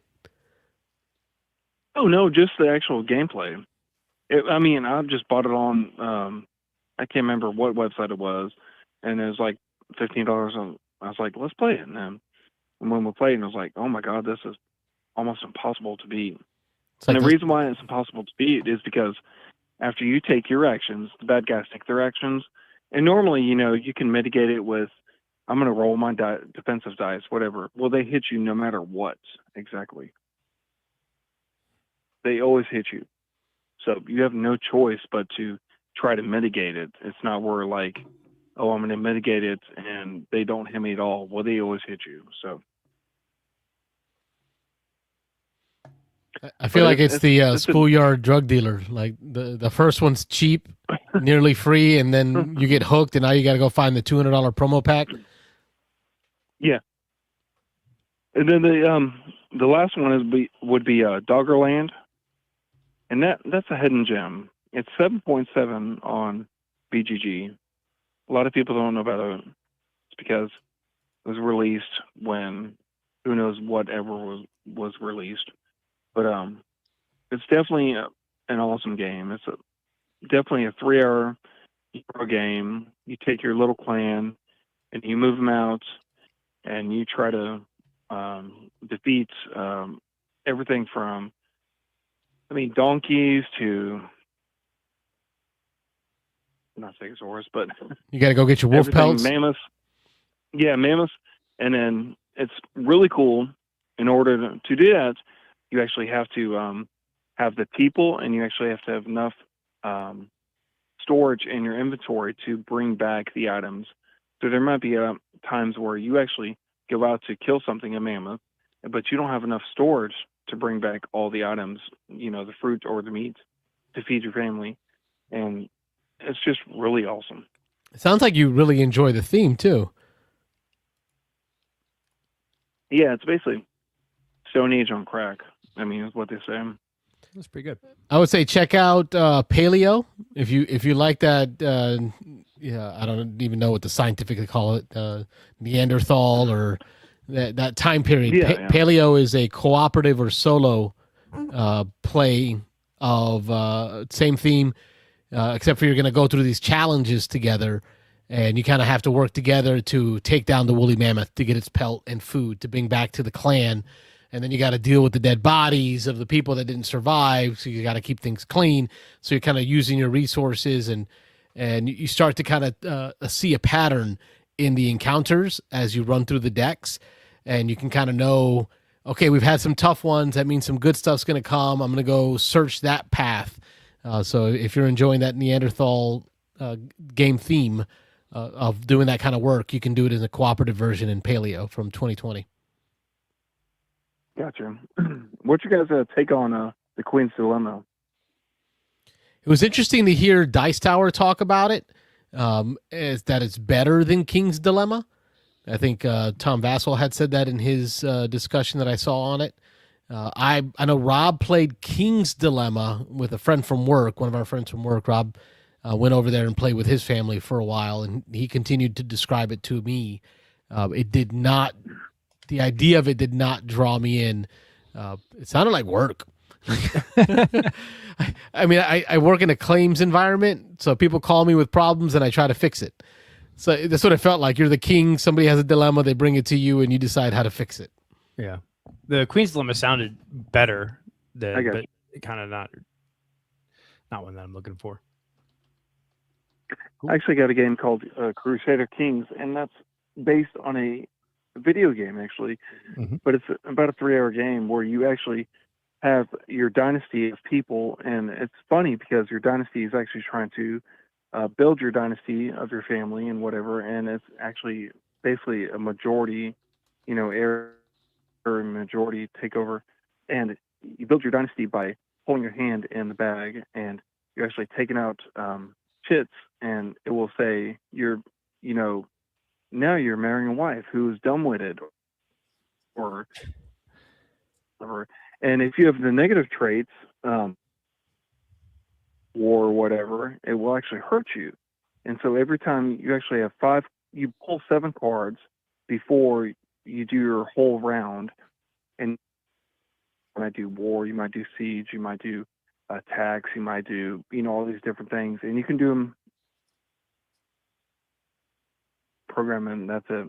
And so when you do that, you will actually, there's a good thing at the top and a bad thing at the bottom. So you might have a bastard child that is ugly and totally, wrecks the whole deal. And you might have someone die of dysentery. I mean, it's definitely, it's a very thematic game. It's Crusader Kings. It's different for, I'm kind of liking these hardships that are showing up there. They sound interesting. Like, your father went out for cigarettes and scratch-offs and never came back. Here's your hardship. I remember playing the video game for a while. It was a good game. It was a good video game. Anyway, well, guys, good talking to you. Hopefully, I'll talk to you in a couple weeks. Sounds good, man. Thanks. Thank you. Drive safe as you finish up with those kiddos. All right. I'm at home. I'm having fun. Take care, brother. Good man. I'll talk to you later. Bye. So I think I'm looking through that BGG list. I'm not trying to humble brag, but I played a whole lot of those games. I think I started scrolling down. I'm like, I'm surprised how many I've played. The first one I haven't played that I think you could maybe not a classic, but is kind of like, and I'm not even an entry level because it's super heavy, but like Through the Ages, A Story of Civilization. I have not played that in cardboard. I have your copy. I think you gave me a copy. Right, that was never played because it was sitting in my house for like. I played the digital version. Years. I played digital, but not the cardboard. I got to Everdell, so that's pretty high up there. I played Everdell. I own it. I've never played it. Yeah. It's sitting on my shelf. For Aaron Clark, I would think Dominion would have been my answer for that one for Darren Clark. And then he says mechanisms I typically don't like, and he left it blank. So I'm assuming I think he meant Dominion. Mechanism. I think he meant Dominion. Did Aaron fall asleep there, or is he or just you love every mechanism? Is that what that is, Aaron? Beansanddice podcast. State your name. Where you calling from? Hi, it's Greg from California. I heard Greg. Yep, Greg. Yeah, from California. Greg from California. I don't recall speaking to you before. First time caller? Yeah, first time. I just found your guys' YouTube a couple of weeks ago. Very cool. First time caller. Putting you on the board. Welcome to the show. The show is yours for the next 10 minutes. Where do you want to take us on this board game journey? Thanks. I had some buddies over last weekend, and I finally was able to play The Others by I think it was Simon that published it. I know maybe not. I can't remember. I know. I think Eric it Lang was is the one. It's the Big Minis one. Yeah. Simon. Yeah. I kickstarted it way back when it came out, and I just never got it out onto the table. And finally, I decided, you know what? I'm going to try and learn the rules and play it. And it was a lot of fun. I really enjoyed it. I don't know if you guys ever checked it out. I've seen it because I am a dungeon crawl fan, but I struggle with some of these very monster, grotesque monster games. Right? They're not my style. I'm more high fantasy kind of a guy. And for that reason, I haven't dove into it, but I keep hearing good things about The Others. What impressed you? Yeah, well, because of the theme, I thought it was going to be, more of an Ameritrash type of game, but it's actually, there's a lot of strategy that goes into it because it's a one versus many game. And so you figure it would just be like another dungeon crawler, but, the person playing the Sins going against the rest of the players can take out, the characters pretty quick. So, there's a reserve of I think 7 heroes that the players have. And that essentially is like the health of the players. If the Sins player is able to eliminate all 7 of them, then the team, I guess, loses. So you got to kind of put in a lot of strategy to try and maneuver a way around the board and complete the objectives, because it's not just, you don't just go in from tile to tile and kill things.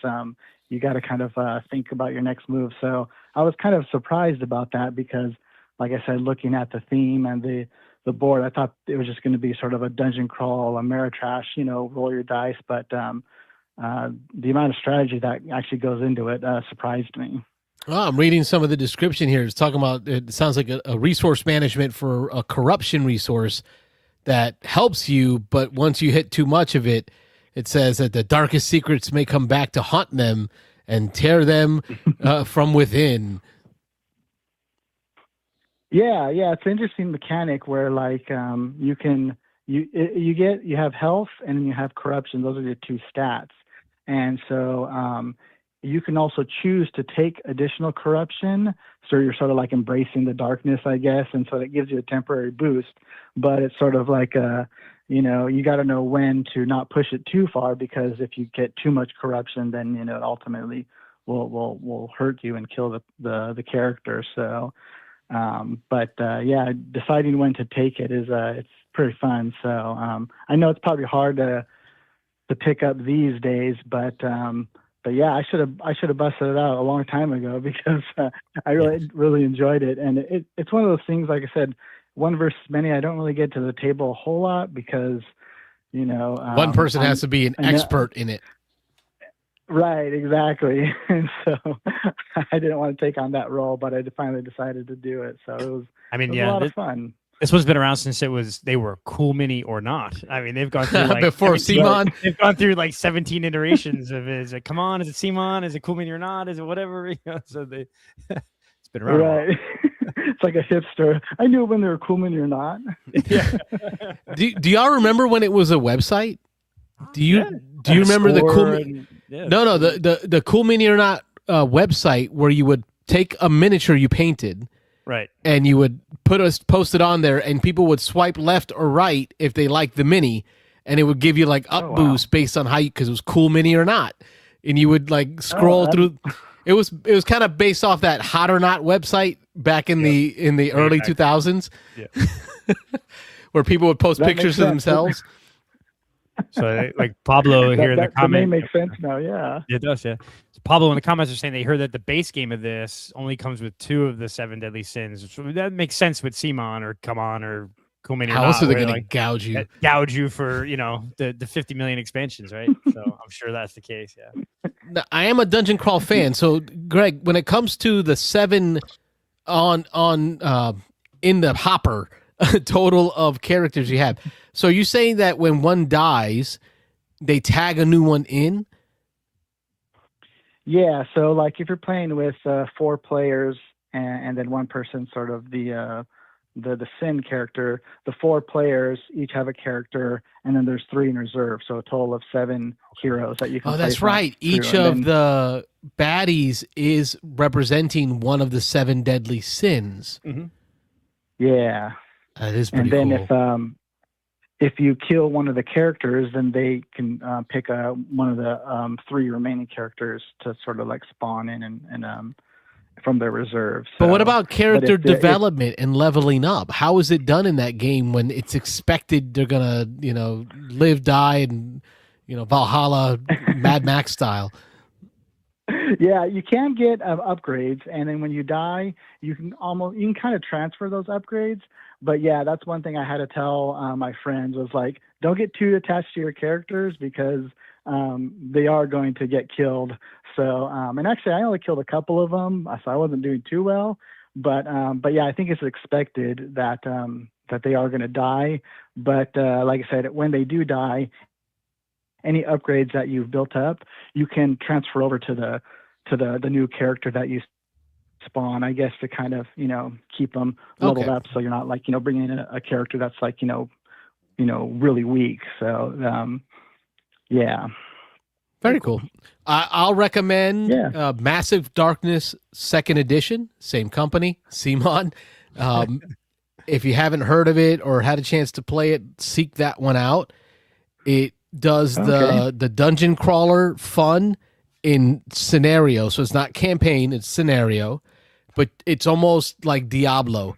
You're gonna level up so fast in that one adventure. You go from 0 to hero in that 2-hour span of that play, and it's fully cooperative with a very good, simple AI system. So it's not terribly difficult to run through. But the biggest thing that I would say is every character is not just asymmetric in what they're trying to do, but in how they do it. So if you haven't had a chance to play that one, check it out. I was actually, a friend of mine was getting rid of his Massive Darkness 1, and so I have it in the closet, but I haven't yet tried to learn the rules because it looked like it was a lot. But I don't know. It seemed like it was a little bit complex. I don't know how complex Massive Darkness 2 is compared to 1, if you know. I won't say, okay, so I'll say that the main rules themselves, I think, are less complex than Massive Darkness 1. It's completely different. They do not, you can I think get upgrade cards so that you can bring your minis from the first one into the second one, because you're really like shuffling a stack of bad guys and flopping them out based on when you kick a door down. So you can bring all those baddies and your heroes with the upgrade kits. Anyways, the complexity comes in the characters. So as an example, in the old one, everyone played under the same rules. They just had their theme of what they did. The bard versus the cleric versus the paladin, right? Here in Massive Darkness 2, the wizard uses a full rondel mechanism where you're locking spells into an amulet and you're paying magic points to move the rondel on that board to be able to cast spells. Whenever you cast a spell, almost like it can exhaust it, and your rondel moves to the clockwise. So you kind of have to plan the order of the spells you put them in so you can use your rondel effectively. The ranger uses a blackjack, so like a 21 style mechanism where you're going to flop cards on the board and you're going to try to not bust by having more than 7 arrows displayed on your card. If you get less than 7 arrows, right, you can stop there and get the okay hit, like I did it, yay. But if you hit exactly 7, you get the super hit, like you did it, like it's extra damage and special abilities to it. But if you bust, you now also take negatives from busting on there, so it adds like a blackjack mechanism. So each character is kind of asynchronous with their play mechanism. Yeah. Every single character, and I've got extra boxes of all different characters, tinkerers, all different classes, and each one of them has their very own way to play them. And it's just fun because it's not just me enjoying my game of blackjack as a ranger, but I'm watching my wife play the barbarian and watching her use rage points to spend on different special attacks. So she's like, I'm going to do this attack, which lowers my armor so that I get hit on a counter punch, which then gives me rage points that I now spend to smite him. So it's like every character has like different ways to play. Massive Darkness 2, Tom Vasso called into our show one time. He was Tom from Florida. We had no idea who he was until like most of the way the phone call. But he had saw some of my dungeon crawlers on the board behind me. You had Massive Darkness 1 behind you, and he said, throw it out and get it was Descent. It was Descent. Oh, yeah, Descent. And he said, throw that out, get Massive Darkness 2. And it's true because his top 100, I think Massive Darkness 2 was in his top 10.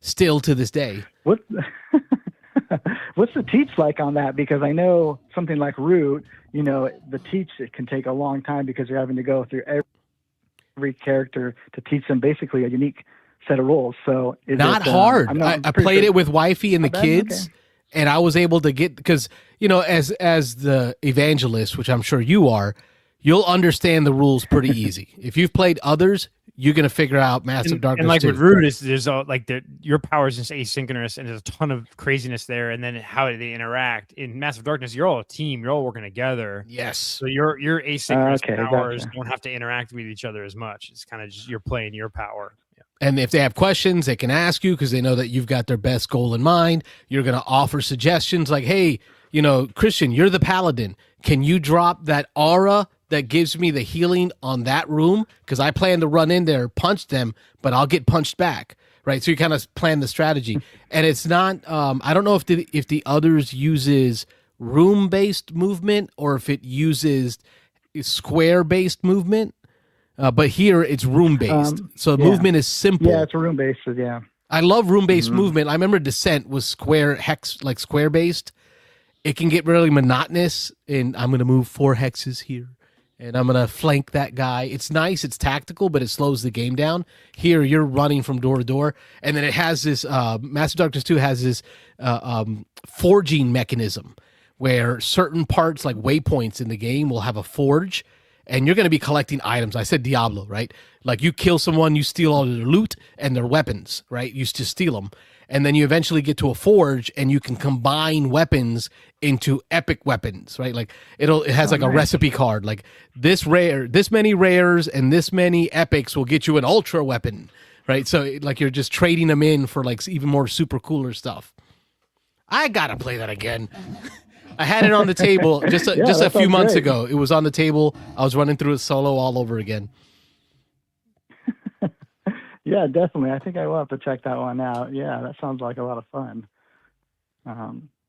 But the main reason I was calling, actually, I wanted to get your guys' opinion, and I apologize since I'm brand new to your guys' show. So if you guys have ever previously discussed this, but I was listening to the Secret Cabal Gaming podcast, and on one of their episodes, they were discussing a fan-made expansion I believe someone made for SETI. And the theme was, I guess, the Expanse that came out.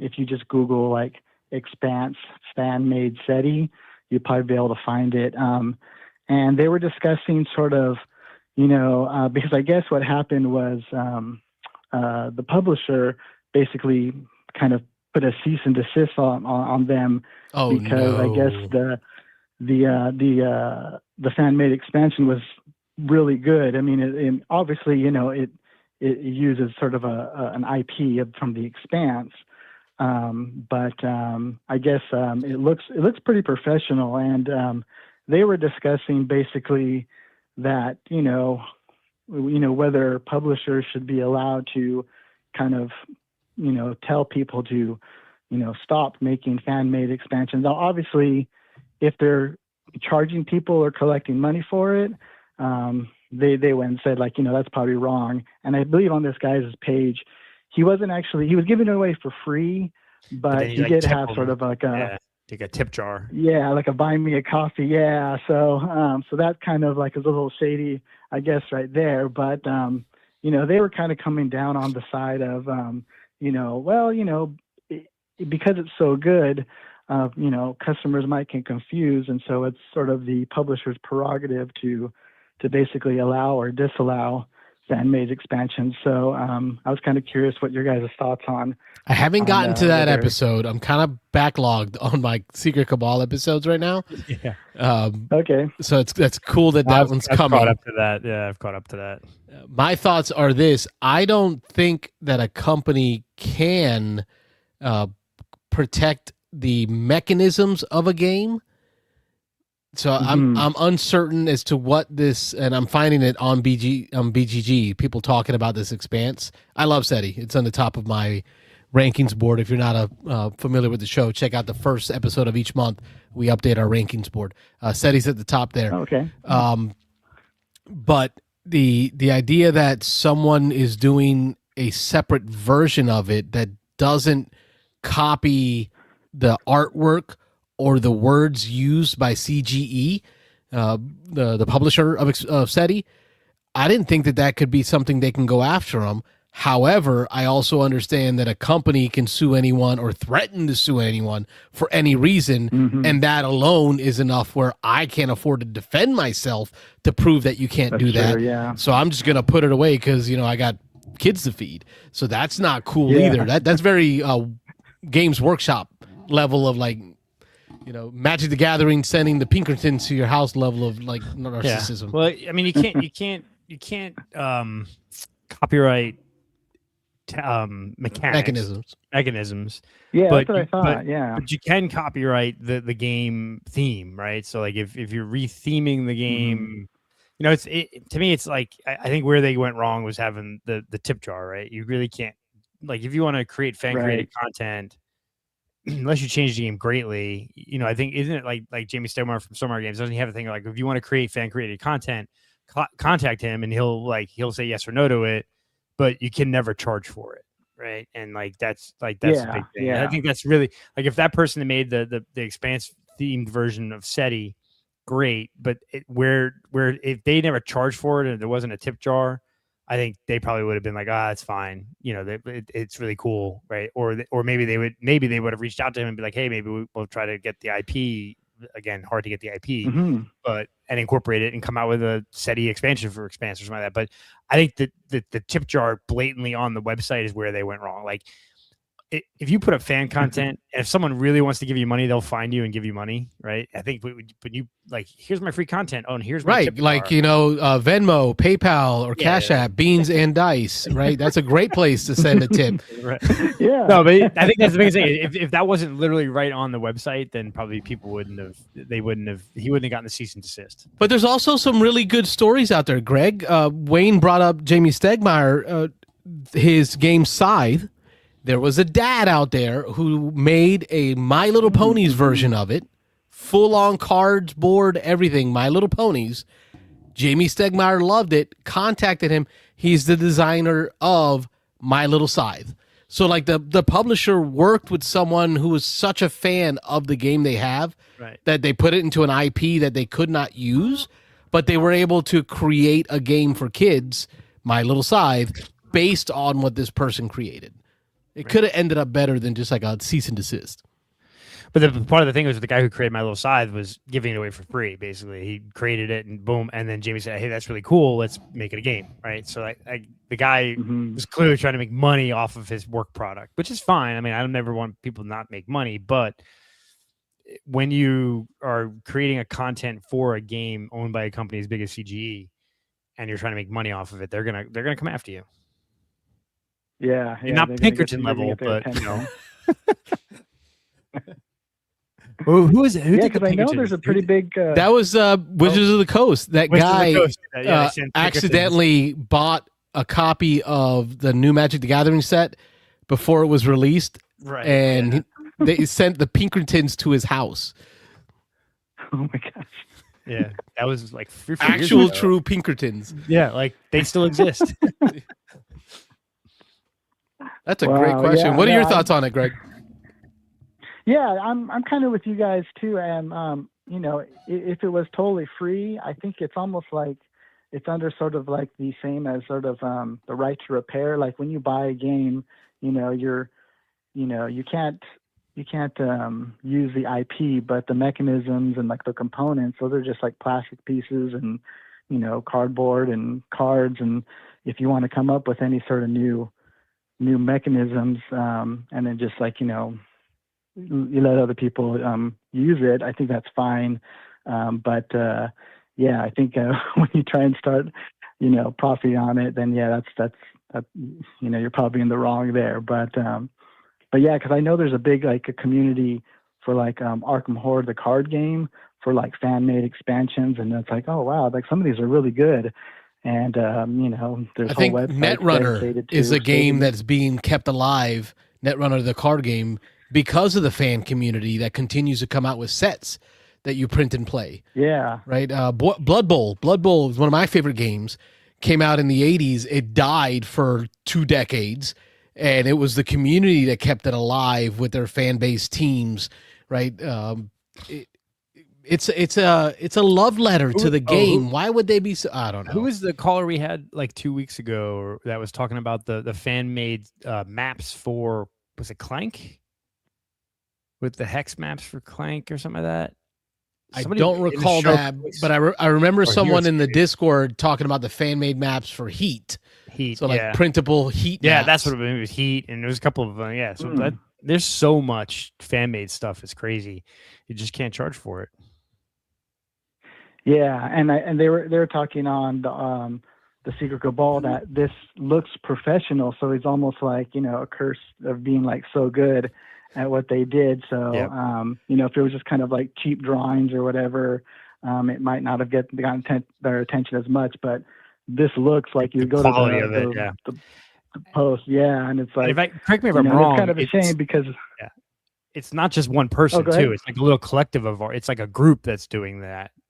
I think that they said really? Okay. Yeah, I think in the Cabal they mentioned it. Maybe it's one of the other podcasts talked about the same topic, and they were saying it wasn't like it's not just one dude doing it; it's like a group of people doing it. So it's definitely more of like a business, you know. Yeah, that's a little shady. I guess they're trying to do that, but I don't know. It's tough. I don't want to discourage, you know, people from making good professional looking quality stuff. But if you get, you know, you got to give it away for free, you know, otherwise, I think the company probably isn't with their right to try and come down on them. But and you'd have to pay someone to fight it, and we ain't doing that. Anyone got time for that? If somebody told me to stop using the beans or I'm gonna sue you, I'd be like, all right, I guess we got to find another name, guys. Burn the stickers. Cool. Great. Well, yeah, that's all I had. Awesome. Thank you so much for taking my call. Yeah, no problem. Anytime, man. You got welcome to the show. Thanks for being a first-time caller. Have a good evening. We'll be back again next week. Tuesday nights, our buddy Mike Lorenzo on One Mike One Game. He was one of the founders here at Beansanddice. He does a Tuesday night, I think every other Tuesday night call-in show. So if board game call-in shows is your thing, check out our Discord in the description of whatever program you're watching this on. There's a link there. You can learn more about One Mike One Game and his show. It's like we have a radio network we're trying to build here. Yeah, coast to coast. Coast to coast board games. Good night, Greg. Good night, Greg. Good night. Take care. Thanks. Very cool. Is that 7 calls or 6? Was it? I count 6. 6. All right, cool. I count 6, but that's still a great night, man. Yep, a great night. Yep. Edmund jumping in saying hello. Wanted a quick update on your kid. Your sick kid. He is good. He had a sniffle this week. So like yesterday we had church and he had some kind of a sniffle thing, and we were like, nope, we're keeping him out of the kids' classroom. We're just not gonna let him get any fevers. We're watching him like a hawk. We're like carrying around Tylenol like it's water. Like, I don't know. I'm still kind of freaked out, man. That was a weird experience. Yep. But the other boy got into a car accident on I think it was Monday night. I was stuck in downtown Tampa till like 1:30 waiting for a tow truck because some e-biker went flying by across the road in front of him. He had to swerve to miss him. He missed this e-biker. 3 fatalities in Tampa in the last 6 months. Dude, Tampa has some of the highest pedestrian fatalities in the nation. Just the way we're built with all our thoroughfares, the Dale Mabrys, the Hillsboroughs. Like, the pedestrians do not do well here. And the kids on the e-bike doing 45 miles an hour coming off a sidewalk. They need to regulate those things fast. I mean, I hate the word regulation because it's what I do for a living, deal with regulations. But man, those things are dangerous. I see some of those kids whipping around. Like, those things do 45 miles an hour and they're completely silent. I don't know, man. But these kids, man, they got me on edge right now. Between all of them, it's you get at 11:30 at night and the kid's calling you, "Hey, Bobby, I got into a car accident." And you're like, "Where are you?" I'm like, jumping in the car, heading out. Yeah. So it's kids are great though. Thank you, Edmund, for asking. Thank you for keeping it international in the chat, brother. Yep. And I mean, yeah, no helmets. Yeah. No helmets. Yep. Yes. And they took off. They left. He ended up going over one of the old granite curbs on the brick roads. It's over on Scott Street. So it's the old brick roads, the brick paved roads, and it's got the 6-inch granite, like hard granite curb. Dude, yeah, sidewalks. It blew out both passenger side tires, bent the rim, took out the radiator. Probably bent your struts and everything. That Ford Ranger lost to those curbs. So what's this brag about the plank? Oh, did you do a plank? Joe, I did planks this week. Planks. I've been doing every other day. I've been doing some planks. First day, yeah, because Joey had called in and talked about his back, and how he was able to get some pain relief through doing planks. And he mentioned, going 30 seconds, and I'm like, that doesn't sound hard. I can do, dude. I got to 25, and my body started shaking. The next day, I felt like someone had like punched me in the gut. Like I couldn't cough. I was whining all day. And then on the third day, Joey's like, "Hey, you gonna do that second one now?" And I'm like, "Oh, I didn't want to," but I did it. I did it every other day. I'm doing a rest day, but I will have to say I have not felt the sting of the sciatica back pain that I've been dealing with just in this week, and I'm not sure. I'm going to keep doing it and keep trying. So thank you for the encouragement. He's Discording me. He's messaging me in the Discord just to kind of keep me encouraged. So I really appreciate that, Joey. Thank you, brother. Very cool. Heroscape, Cody. Heroscape. That made the custom Heroscape mats. That might be the one. Yes, that was another one. But speaking of Heroscape, wifey had me in the garage this week. Found some stuff. I found some stuff. Wifey had me in the garage this week. I've never even seen your garage. I bet you there's so much in there. Like, dude, between all the hobbies that this family has been through, camping, motorcycles, roller skating, there's so much stuff in there. But I busted out my copy of Heroscape Marvel. We found that in a filing cabinet, bro. And a copy of Heroscape Dungeons and Dragons. You get so much stuff you don't even know is in that garage. There's probably games in there. I have no idea. Good Lord. But that's so cool. A buddy from church had mentioned he's enjoying Heroscape now. So when I found that in the garage, I'm like, oh, so cool. So now I can take that to church and play with him, especially the Marvel version, because it's got, Hulk and Silver Surfer, Captain America, Spider-Man, with a brick building that they can battle off of. Nice. I love Heroscape. Let's see. Caleb's in the chat. What if board games somehow have in small print, like with movies and video games, companies could come to your house and take back their games? That's why I think there's actually tangentially there's an uptick in physical media, people buying physical media again, because with streaming, they can just yank it from streaming, and then you don't own it no more. Yeah, CDs are still a thing. Can you believe that music CD shop on Nebraska 41? Yeah, over there is still going strong. That used one, yeah, it's huge. Yeah, it's popular. Yeah. I got my cassette player out. I started listening to some of my old cassettes that I have with my Star-Lord looking headphones on my Sony Walkman. Actually, it's right over here. That's I showed it off to my kids. Like, do you know what this is? Like, what is that? This is how Papa used to listen to music. Do you remember Guardians of the Galaxy? It's right here. Man, so old. I am old. Magic the Gathering copyrighted the tap arrow logo and the term tap in game context. You can still use the mechanism in your game, and that's what Pablo's right. It's the mechanism cannot be copyrighted, but the terminology used can be, the words used. So, I mean, there's a million games that use tap. You just can't use that term. Or like, well, the one German company that tried to copyright Meeple, but they kind of failed at that. But the company that does Carcassonne, right? But they did that in the EU. Yeah, I don't think the US gave them the ability to. No, they didn't. And even in the EU, it's limited. It's like it's still So anyway, that's a jerk move to copyright Meeple. That's a whole other level of jerk. Okay, so we didn't get to finish our twig. So yeah, it's fine. I can wait. Right. Well, I mean, it's up to you, brother. I'm here. I was going to run through mine real quick. Okay. I'll flash through, and then because I want to hear about your game day. Carcassonne. So I busted out the box set. I don't know if you knew, in 2020, COVID, they came out with the solo Z-Man published solo rules for Carcassonne. And I found a review of it and a video of it, and the lady that played it, she played 30 times in one day. And I see why. I started playing with it today, the solo version of it. You play three-handed effectively. You have 3 stacks of tiles, and you have 4 meeples per stack. So think of 3 different colors of 4 meeples each, and you have to place a meeple every time you play a stack. The game ends when you're unable to play a meeple because you ran out of meeples. So it kind of creates this timer where I'm going to be putting meeples out, but I need to find ways to clear the meeples off, so I always have a supply of meeples in order to try to get good scores. So it's really well done, and you score the lowest points of the 3 colors that you're doing. So you can even play it cooperatively, up to 3 players, where 3 different people are controlling each stack in each color, and you're kind of playing cooperatively. So check out the Z-Man cooperative / solo rules for Carcassonne.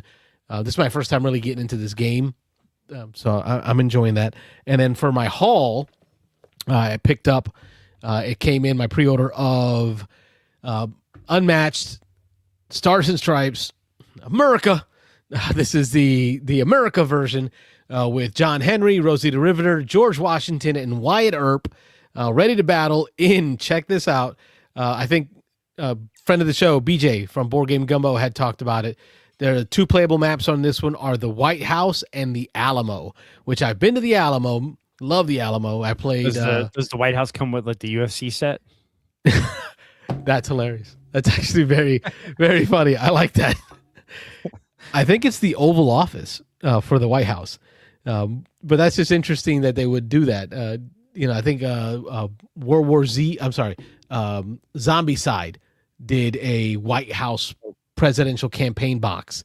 But I really haven't seen many games set in the White House for that kind of fun. So that'll be interesting. And it came with because it was a pre-order through the actual publisher of the game.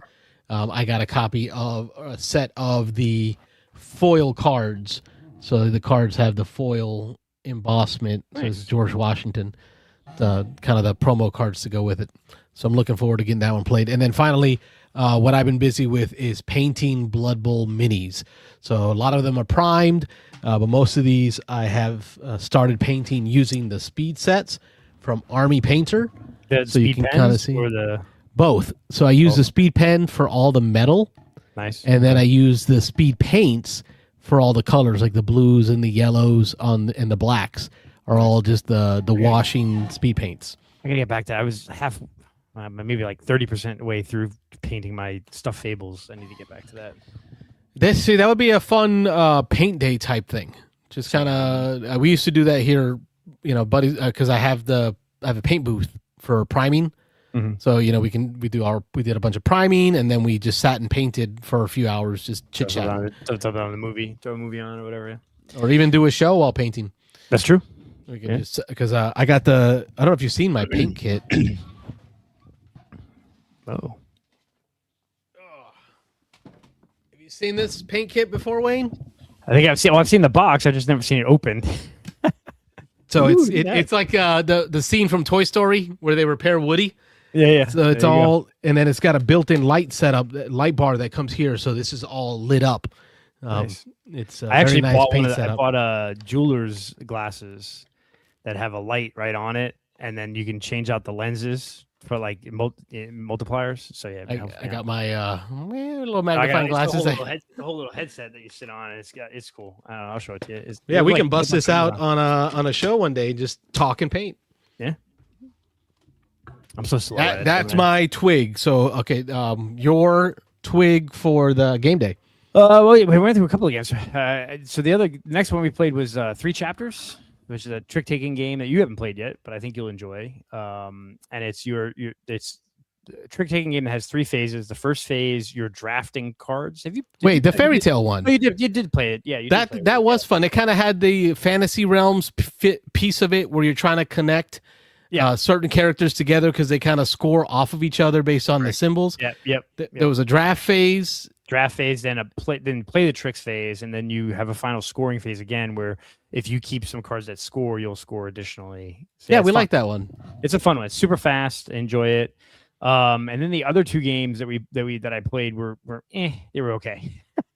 They were older games. So it's this game called PAX, which is a card game where you're kind of drafting cards in ancient Rome that are like, the senators and the gladiators and the farming and the wine and whatever, and you're playing them into the tableau, and then you're paying for them, and so you're kind of creating sets that score you victory points and money, and then whatever doesn't get bought by the players goes to Rome, and then at the end of the game, in order for someone to win, there's 7 categories. You have to defeat Rome in 4 of the 7. So somebody has to have more than Rome in a category.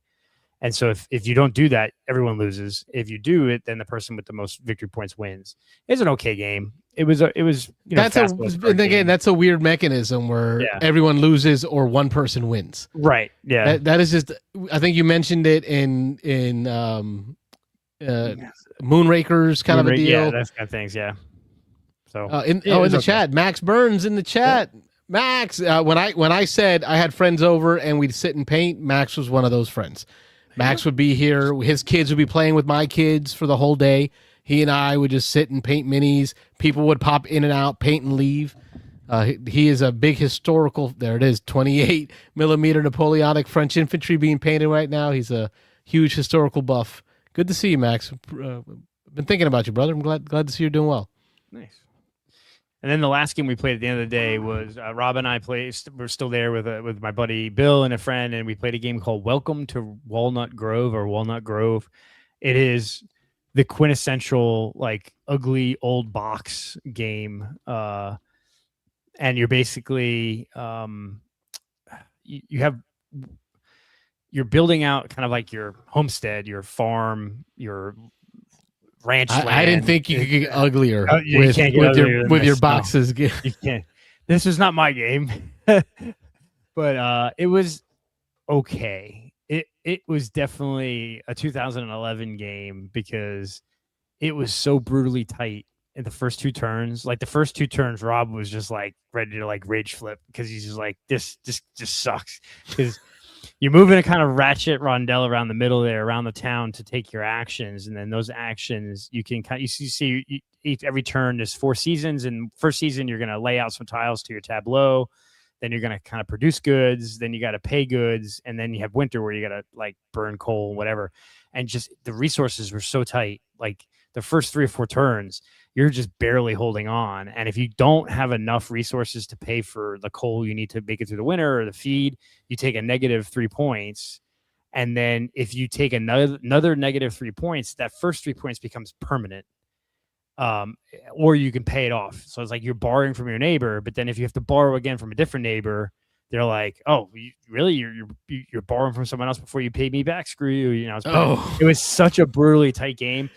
Like by I think it was like 7 or 8 turns. By turn 7 and 8, you have it. You've built up your tableau enough. Your resources are flowing. Things are great. But good Lord, the first 2-3 turns was just like painful to the point where my buddy, themey. it was like, very like you gotta set your homestead, and that's what it is. Most of you will die if you don't build it right, and you don't have all the because like you have the connections, and that's how you produce, and you only have so many spots you can put your goods, and if you have too many goods, you got to get rid of them, and you have to feed your people, and it's brutal. And so even my buddy Bill, after like the first turn, he's like, "If you guys want to stop, we can." We're like, "No, let's just keep going."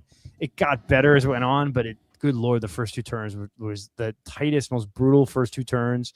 Like Rob was like, at the end of the first turn, I think he was the last player, and he's just like, I can't do anything. There's nothing I can do. I'm just gonna. I could just sit here and die. Like, I'm just gonna sit here and die of dysentery or whatever, you know. So Oregon Trail. Oregon Trail. Yeah.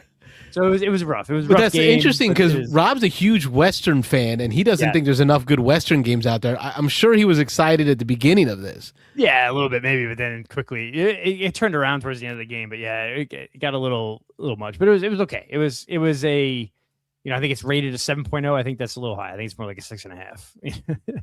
So that is rated a 7.0, and that's 2.4 thousand ratings. What did you miss? I don't know. 2.4 thousand of your friends found something different. I guess. I don't know. It was okay. Maybe we missed something, but it was an okay game. But that was the great game day. It was good though. We ended up, I think I played 6 or 7 games. So it was always good to hang out and get a lot of games in. So yeah. All right. Well, that gets us.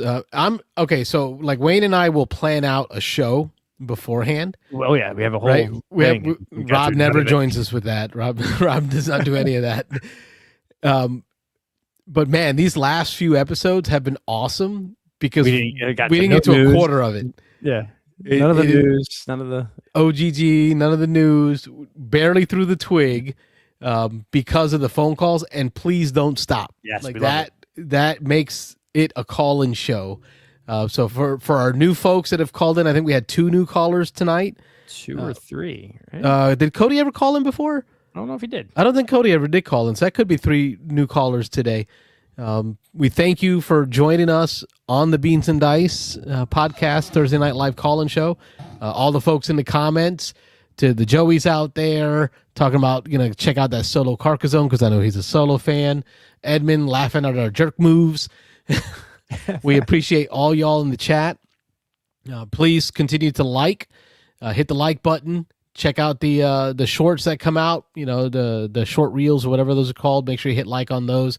If you want to support what we're doing here, you can do that through super chats, thumbs up on the YouTubes and other formats that you're watching it. Hit subscribe, tell your friends about us. Join Next week is the first episode of the month. Yep. We will update you on our board games played in May, so that'll be the show to update that. I'm currently collecting boxes to pack out and send out these games. After we did that episode, I looked around. I had no boxes. So I got to figure out how to ship these games out. You got to buy a bunch more stuff on Amazon. You'll have plenty of boxes. That's what I told wifey. I said, I'm going to have to buy stuff on Amazon so I have packing material to ship these games out. So those games will be shipping out in the next couple weeks at the latest. I know that I had some interruptions this month with family matters, but we will get these games shipped out to you all. From our giveaways from last month. Yeah. Any final thoughts for the folks at home, Wayne? No, just make sure you join the Discord server. We have discussions on there, news articles talking about what we're backing on Kickstarter. We have tons of BGA games going on, so feel free to join in. You can join the guild on BGA and join our games. And if you like the show, hit the thumbs up. If you don't like it, hit the thumbs down twice. It's great. Make sure you hit it twice if you don't like it. I'm Carlos. Yep. And I'm Wayne. And Rob's not here. He'll be back in a couple weeks. Thanks for watching the Beans and Dice podcast. Don't forget to like and subscribe.